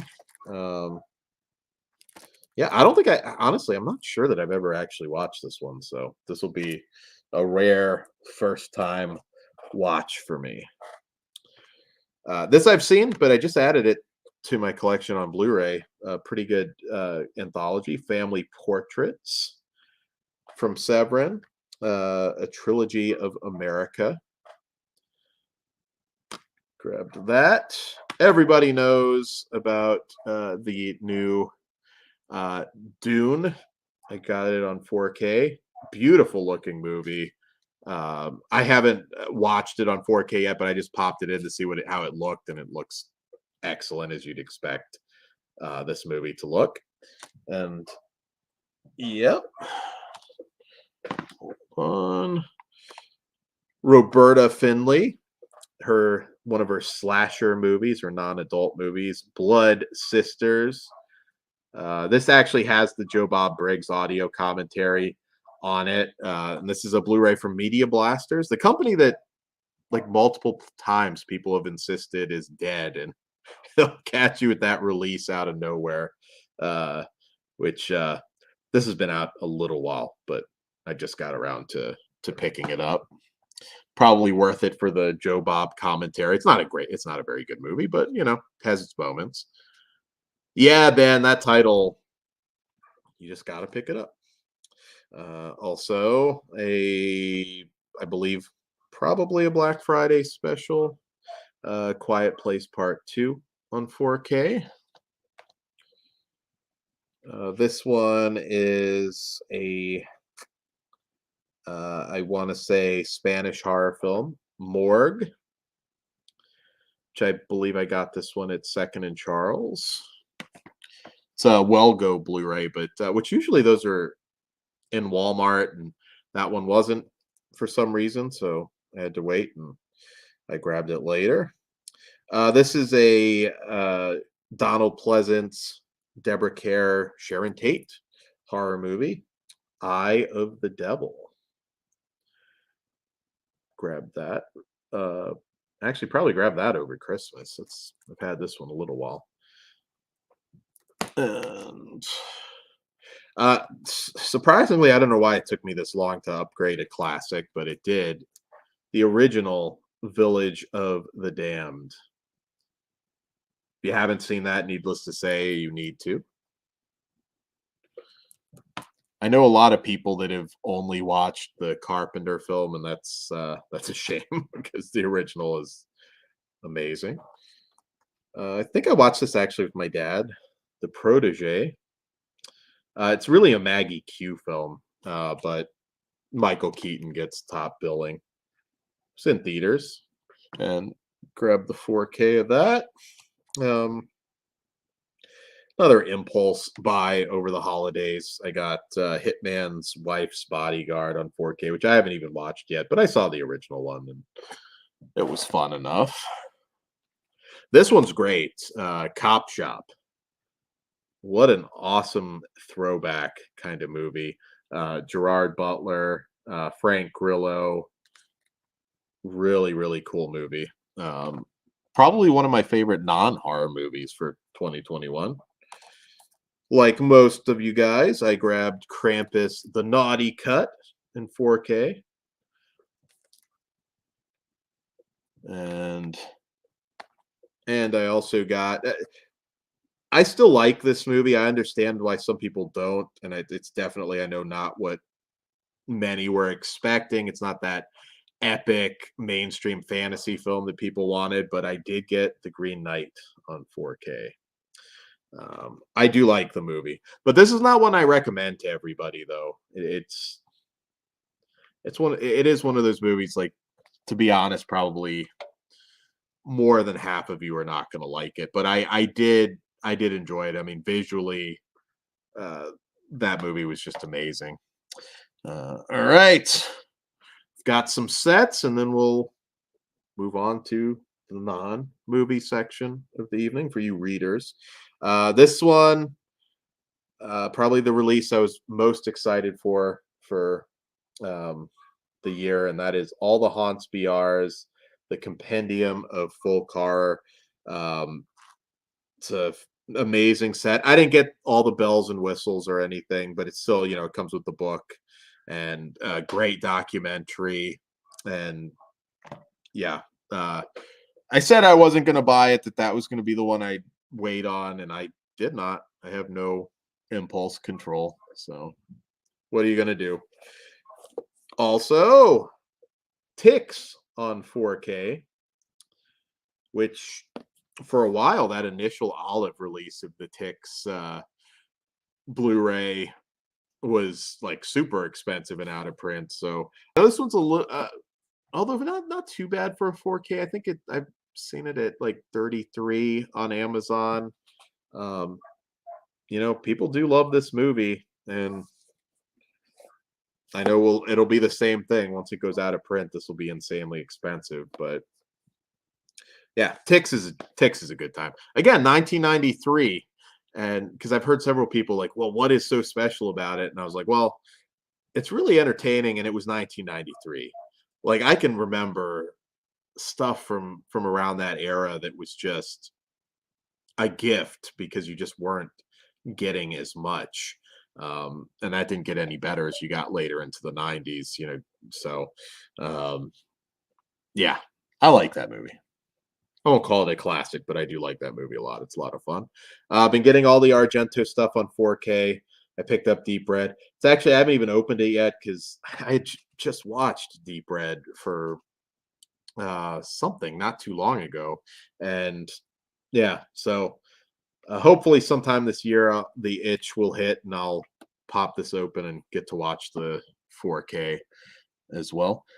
This one, in all honesty, I probably wouldn't have bought it except that a close friend worked on it, and I got it as a Christmas gift, and that is the Demons 4K set, which, I mean, Demons is fantastic. I'm glad I have it. I spent a lot on the original Steele books from a couple years ago, but hey, it is what it is. It's a fantastic film, and 2 is a lot of fun too, so I upgraded it. All right, final 2.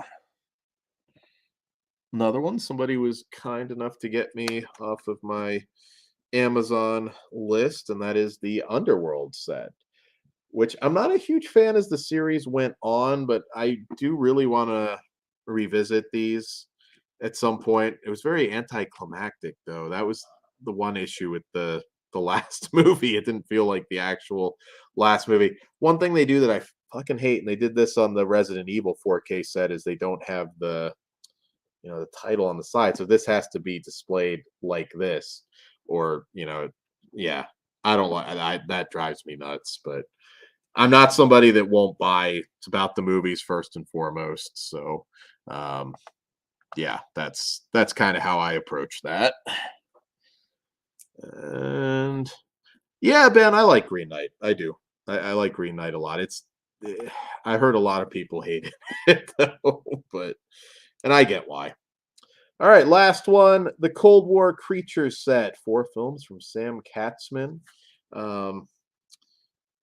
Yeah, I'm a big fan of Zombies of Moratau, and I'm gonna at some point sit down and enjoy. This one was, I'm not gonna lie, this one was a little pricey considering on DVD.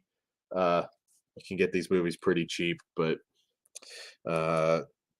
Yeah, Arrow did a great job as always, and I believe if I didn't miss a pile, we can talk books for some of you. I know we're not a booktube channel, and truth be told, I was thinking about doing a booktube show. I've been thinking about it for a while, and it's something that's on the table. I've never, because when you watch a lot of movies to review, I didn't want to be under the gun on books too, especially because I've been busy with some personal projects recently, and I know that when I go hard, I go hard. So I didn't want reading to become something like I gotta read that book because they sent it to me or anything like that. But you could see some horror booktube content from us in the future, or at least me, anyways. But I don't know. We'll see. We'll see. 2022. You never know. All right. So this is one that I've read, but I did not actually own, and that is from Poppy Z Bright. Are You Loathsome Tonight? And I was fortunate enough. This is a collection of short stories, and I was fortunate enough to get a signed copy of this by Poppy, Peter Straub, and Caitlin R. Kiernan. Poppy Z Bright, if you're not, yes, Flesh Wound Books sponsored by Fleshlight. Buy one book and you get a Fleshlight half off. He now, I believe, had written a great novel called Exquisite Corpse, very hard, heavy stuff. And I've always been a big fan of Poppy, and he still uses the Poppy Z Bright name, which I do apologize. That throws me off sometimes kind of retired from writing horror, which is sad. But yeah, I grabbed that. I will say it's just a pitch for anybody that Mikey, I will do that. That actually is something I was thinking. I was like, all right, even if I don't do book reviews as such, I could get some top 10. Because I do find in the booktube community, which I'm more of a viewer of, obviously, I follow a lot of booktube channels. If it's horror related, I probably follow most of them. And these lists, I know, Juan at Plagued by Visions does he's had a really great series of disturbing books, and they're really great guides. Because I mean, I am an avid reader, but not to the level that I am a movie watcher, which is almost impossible. Books are a longer commitment, but I have a ton of books. I have a pretty huge library, and I do love to read. And sometimes, you'll get that little gem that, like, man, I've never heard of that. And I think a lot of booktubers are doing a great job of highlighting some of that, particularly in the small press, which is where it's at right now. There's so many amazing, which I'm going to show off some of those. So consider this not a top 10, but there's some authors you might want to write down. If I remember right, Mikey, I think you said your wife was a big horror reader, if I'm not mistaken. I think you might have said that on Hayden's channel or somebody's channel. So hopefully I'll give you guys some ideas here. This is a kind of really reminded me of Event Horizon. I haven't read it yet because I literally just picked this one up, but Dead Silence from S.A. Barnes. It's kind of a haunted house movie in space, much like the pitch for Event Horizon. So I look forward to checking that out. Not going to talk too much about the books, but at least you get some titles down to to check out. This is Reprieve, also a new pickup. Barnes and Noble had this at 50% off. I've been wanting to read it. I know it at least partially takes place in a haunted attraction, which was pretty cool. And I have heard some good things about that. I've heard a few negative reviews of that one too, but I will see for myself. All right, a book that I owned, obviously a classic. Wouldn't have Dracula without Carmilla, but from Sheridan Le Fanu, and this is a newer edition. I don't know how with the lighting, but I owned it, but I like this edition a lot, so I passed on my old weathered copy of that. Another one that I owned, I'm kind of on classics right now, but The King in Yellow. I think at one point I had like 4 different copies of this. Robert Chambers classic. So yeah, I was due another one. The paperback copy was very, very worn on that. This is one, expect a big movie made of it at some point. I know a lot of people have been really losing their minds on this one going into the Stokers, and that is The Last House on Needless Street by Catriona Ward. She has a new book coming out called Sundial, I believe, or something like that. I think it might be a vampire novel. I'm not sure. But I'm really, really excited to read it. I know there's apparently like a huge twist in it. Not exactly what you think. I also grabbed from Daryl Gregory. This might be up for a Stoker. I'm not sure. Revelator.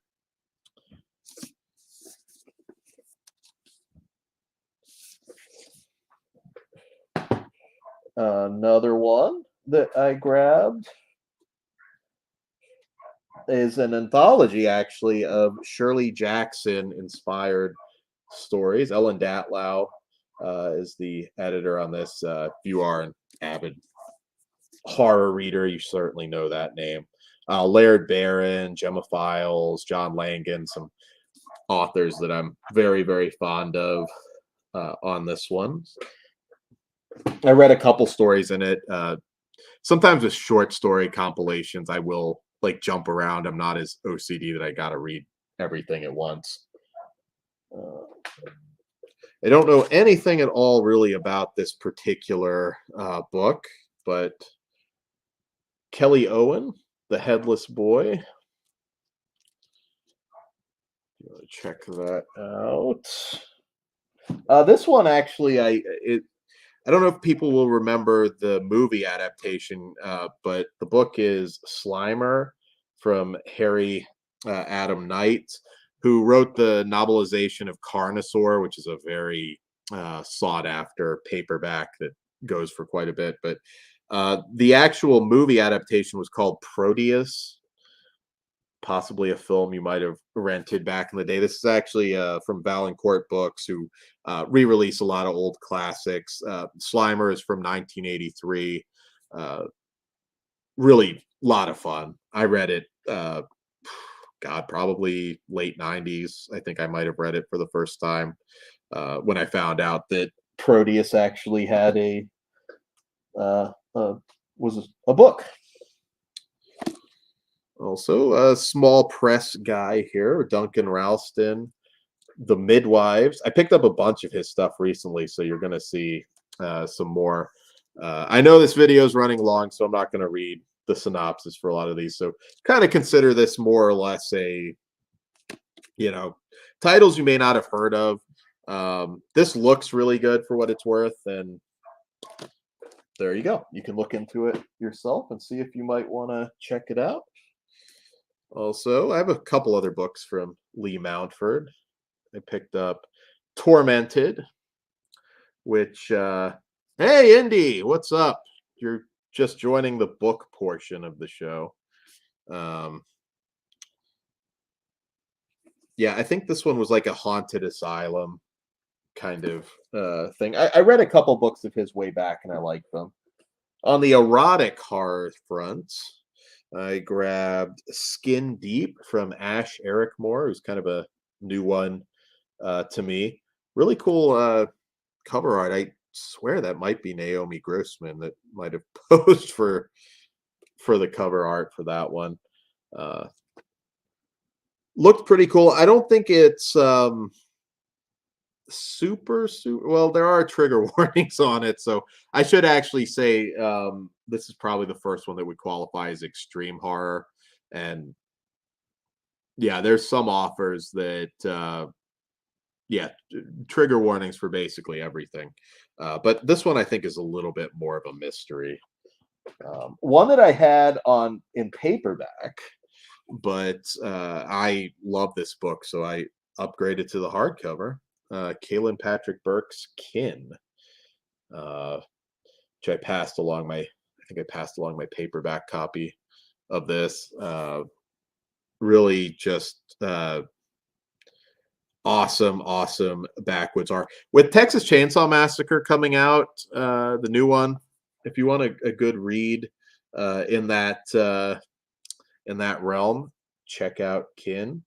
I highly recommend. Kaylin Patrick Burke in general really rarely lets me down. He does some really good short stories as well.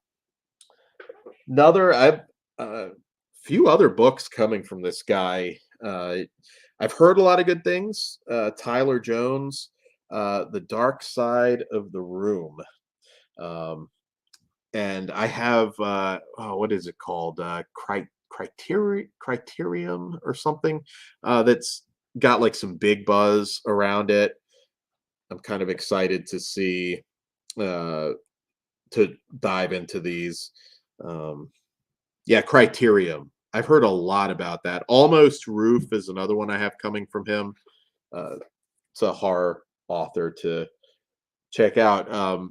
Lauren says this a lot on his channel, and it's very true that like even a lot of readers sometimes can only name maybe a handful of horror authors. So I think it's really important to highlight that. So what I think I might do is maybe just pick an author and do like a short video, maybe 10-15 minutes, and just like highlight them a little bit, because it's kind of a shame really.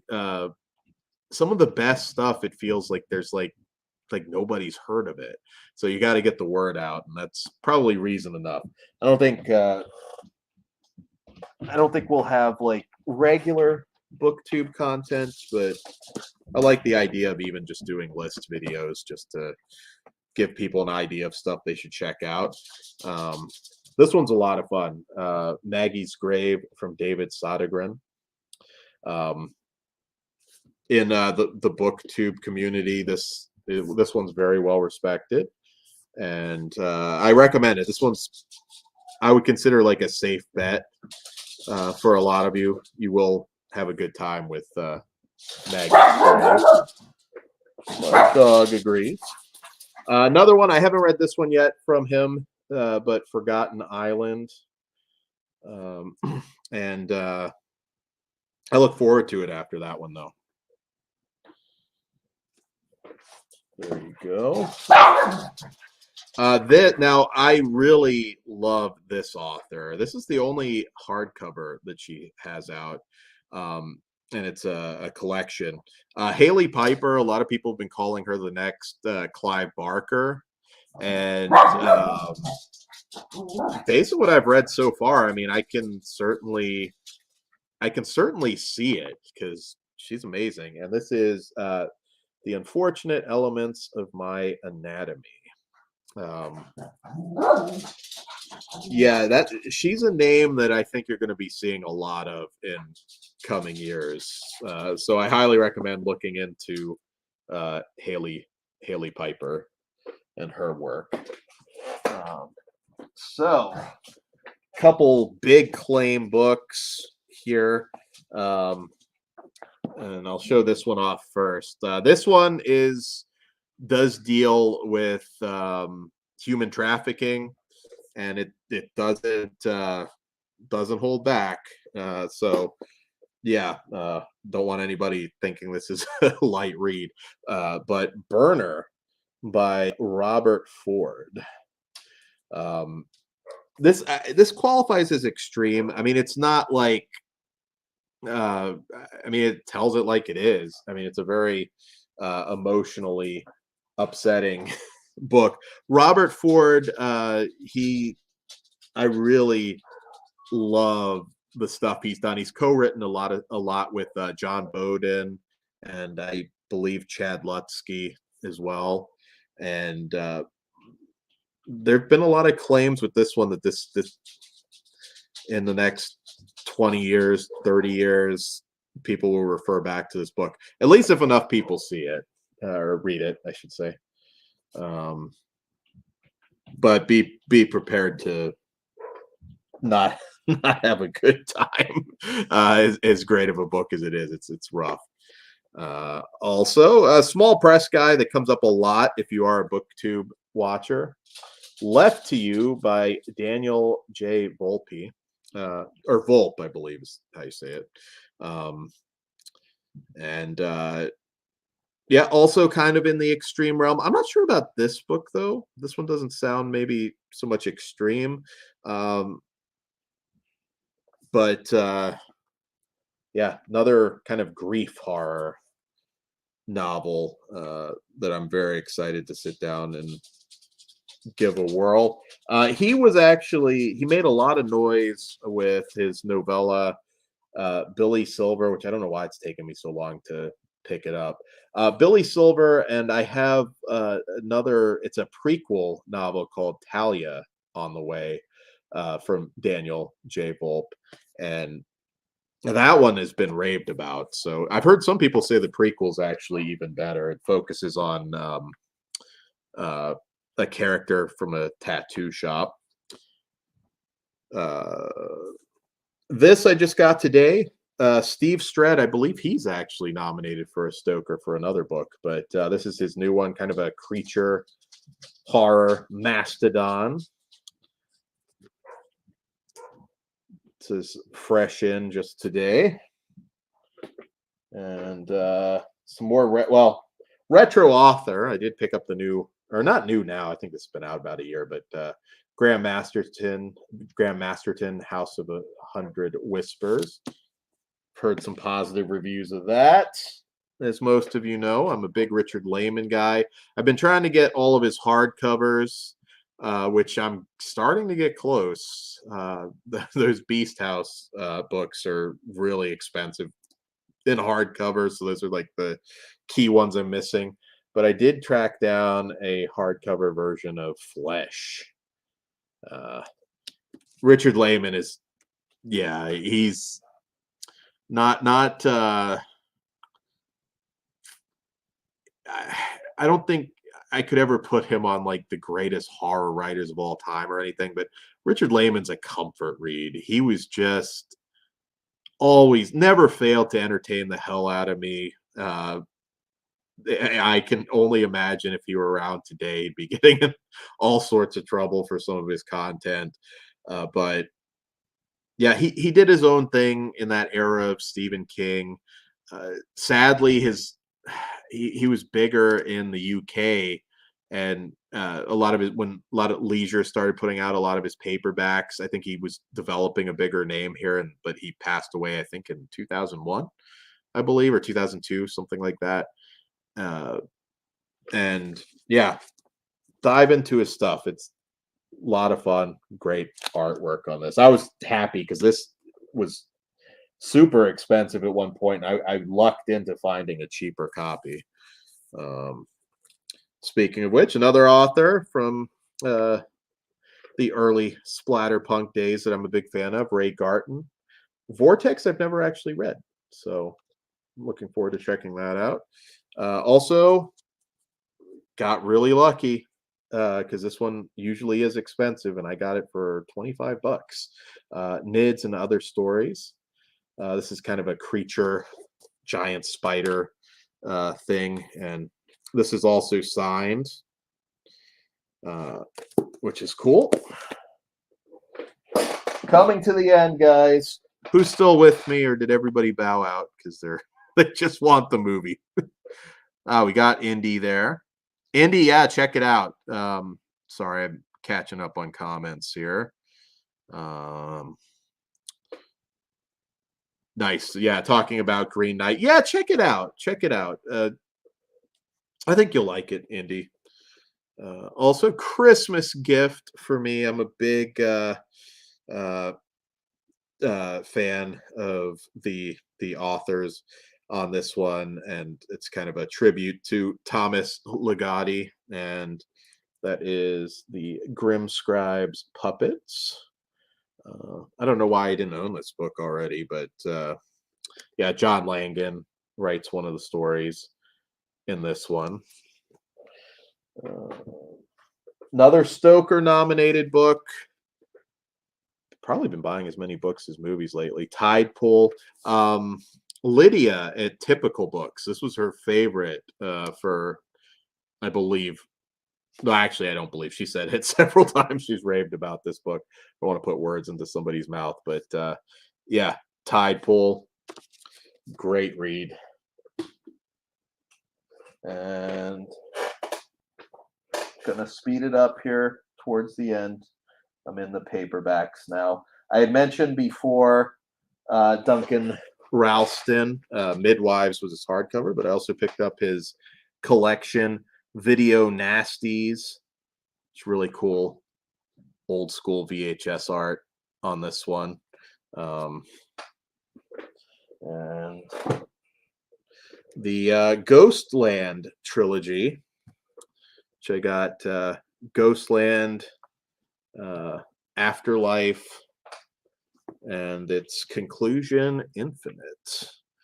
I don't know why these books kind of have a YA kind of look to the books. They're definitely not, though. But yeah, I don't know. Something about the artwork. I think my niece had saw that and asked if that was like one she could read, and that was a definite no. Speaking of John Bowden, I bought his. He co-wrote this one with Chad Lutzke, Out Behind the Barn, which is really cool. This other one, I have read this before. Big fan of horror westerns, but I didn't own it. Walk the Darkness Down. Friend was kind to lend that to me a while back, and I finally bought it because I really like John Bowden's writing, including this novella, Spun Gunyon. Weird title, I know, but this is about a trucker who's dealing with the loss of his wife, and I really love this book, Spun Gunyon. Probably one that you have not heard of unless you watch like horror booktube, and it's a shame because Spun Gunyon's a great story. I really do enjoy John Bowden. If you're marking down names, stuff you want to read and check out, there you go. Another Lorne guest from probably about a year ago now, Sarah Tatlinger. This is her novella, To Be Devoured. Looking forward to checking that out. I just picked it up, meant to ages ago when I saw her on a show, but I hadn't gotten around to it. Also grabbed Negative Space by B.R. Yeager. This is a weird one. Another one, much like Green Knight that they're talking about in the chat. It's not for everybody, but yeah, let you look into it and see if it's something you want to dive into. But I liked it. I'm a weirdo. Also, 3 books from Gary Shipley. I'm going to kind of jam through the last because I'm over 2 hours on this video. Terminal Park. I love this author. Look into him and see if you want to dive into his weirdness. Dreams of Amputation. That is a ride. And The Unyielding.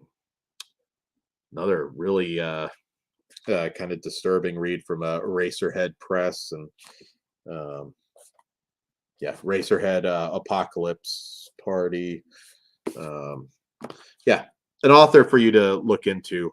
I don't think I've ever actually seen an interview with him. I'd like to dive into that. All right, coming to the end here, guys. Thanks for sticking with me.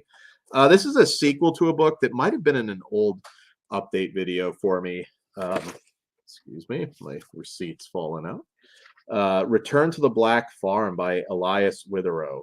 The first book I loved. I know some people felt this one wasn't as good, and I'll see once I finally get to it. I just got this one in, but I highly recommend the first Black Farm.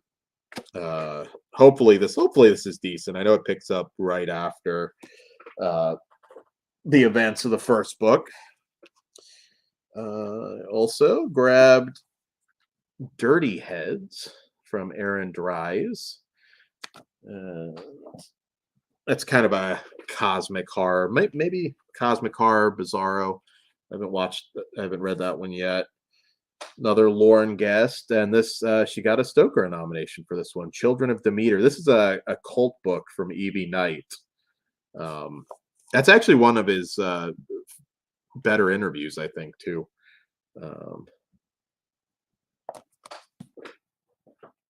And I really enjoyed her first book. Another, I think, his last interview, Man, Fuck This House by Brian Asman. This one, I'll let you look at Lauren's interview, but I second. Check this one out. This is a great read. And I think you'll be seeing a lot from Brian. Also another Stoker, I believe Stoker nominee, This Thing Between Us by Gus Moreno. Trying to pick up as much as I can. Much like the Oscars, if you've actually read some stuff, it makes the award show more interesting. This one is hard. Very well written, but not a pleasant time. Definitely extreme horror. Into the Wolves' Den by John Athan. This might be one of the best ones that I've read from John Athan. But yeah, make sure you can handle it. Look into the content. It's not gratuitous, but it's upsetting. It doesn't shy away from the material. But yeah, Into the Wolves' Den. If you want to be disturbed and feel shitty, then you want to read that book. All right, last handful here, and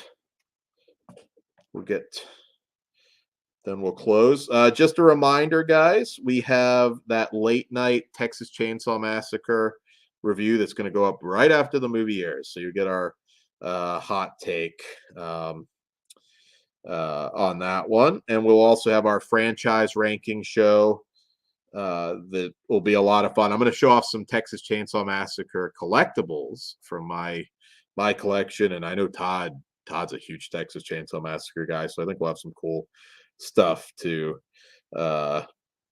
show off there.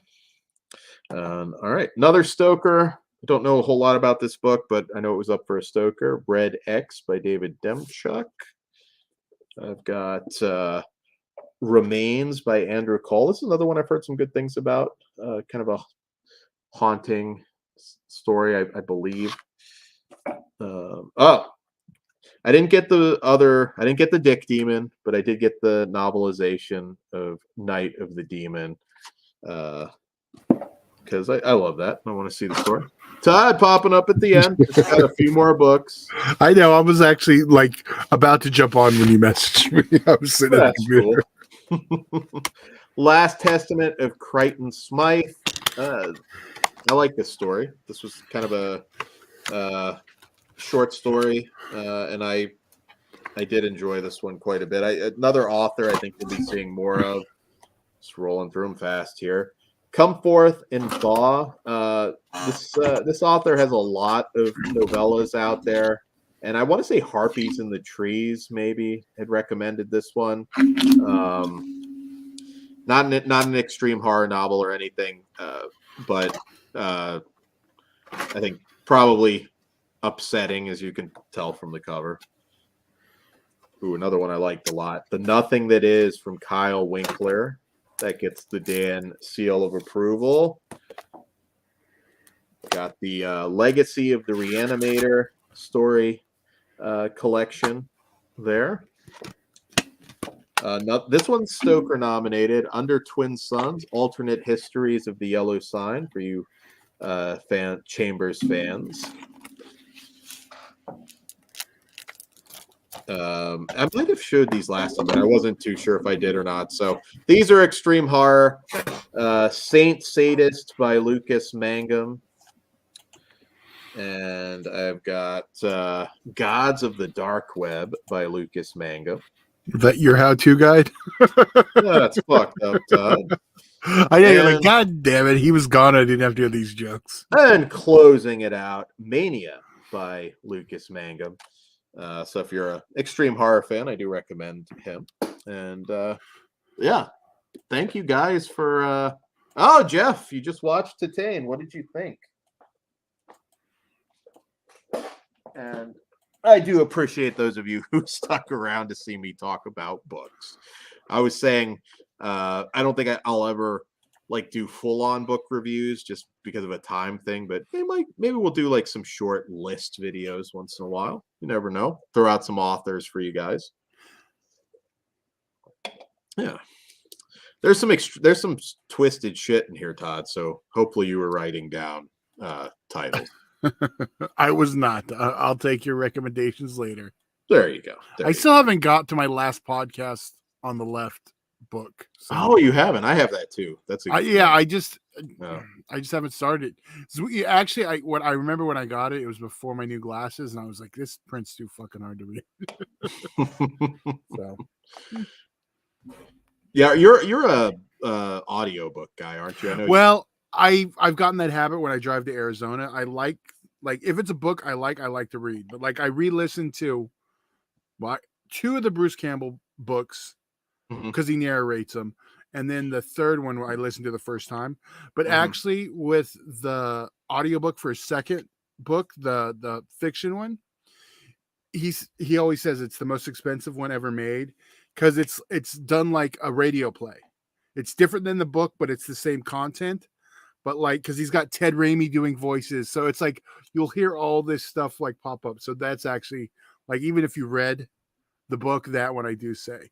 But in general, yeah. I've never listened to an audiobook in my life. I know I should. I've only done well, other than that Bruce Campbell book, I've only done biographies. Like, yeah, if it's I can get that appeal if it's because the voice of the guy.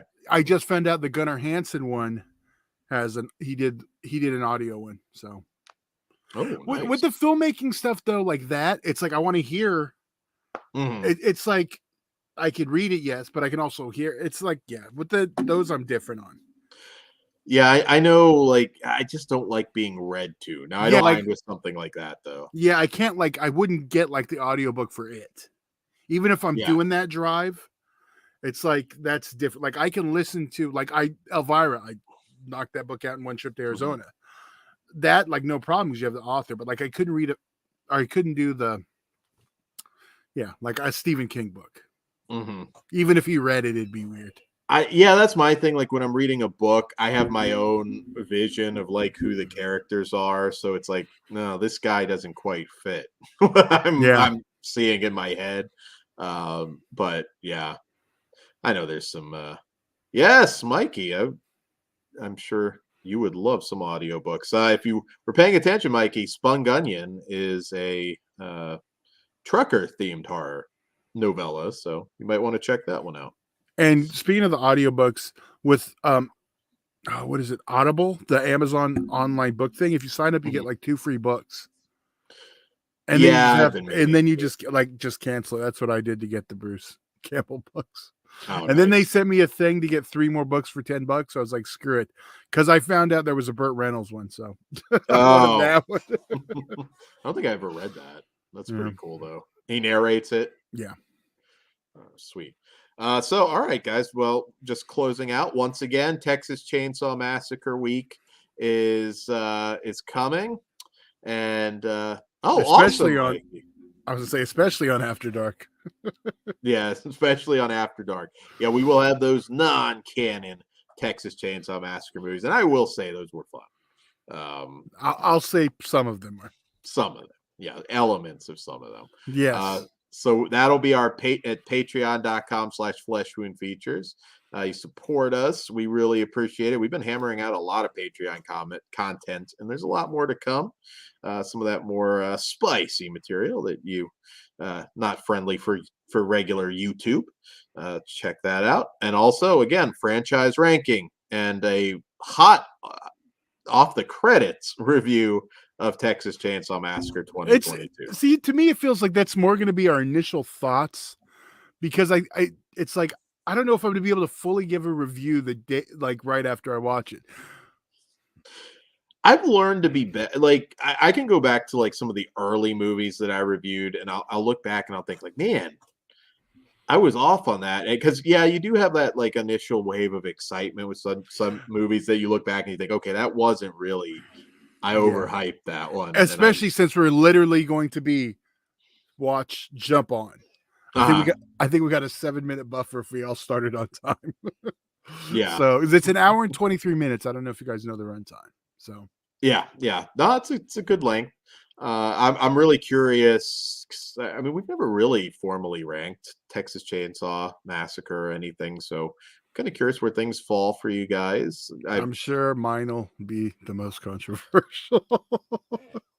That's interesting. But I can't imagine you're going to do something, but we'll see. All right, we'll just leave that as a teaser. Mine might be controversial as well, possibly. I don't know. I'm just warning everyone now. Kruger may want to suplex me for what. That would be really awesome. I'm telling you. When Kruger makes his big comeback, I'll be the manager. Just because awesome. we all know who I favor. So I made it no secret. I'm Sawyer over Hewitt. But did it change? I don't know. You're gonna have to find out. Yeah. Hey, I will say there probably are some changes for me. I think I can say I have some changes. Yeah. All right. Yeah, go ahead. Sorry. Sign out, Dan. That's all right. Thank you for hanging out with us, guys. We appreciate it. Hopefully we gave you some shopping tips there on the books at the end. And we will see you here soon. Don't miss the Texas Chainsaw Massacre week. Good night. Good night.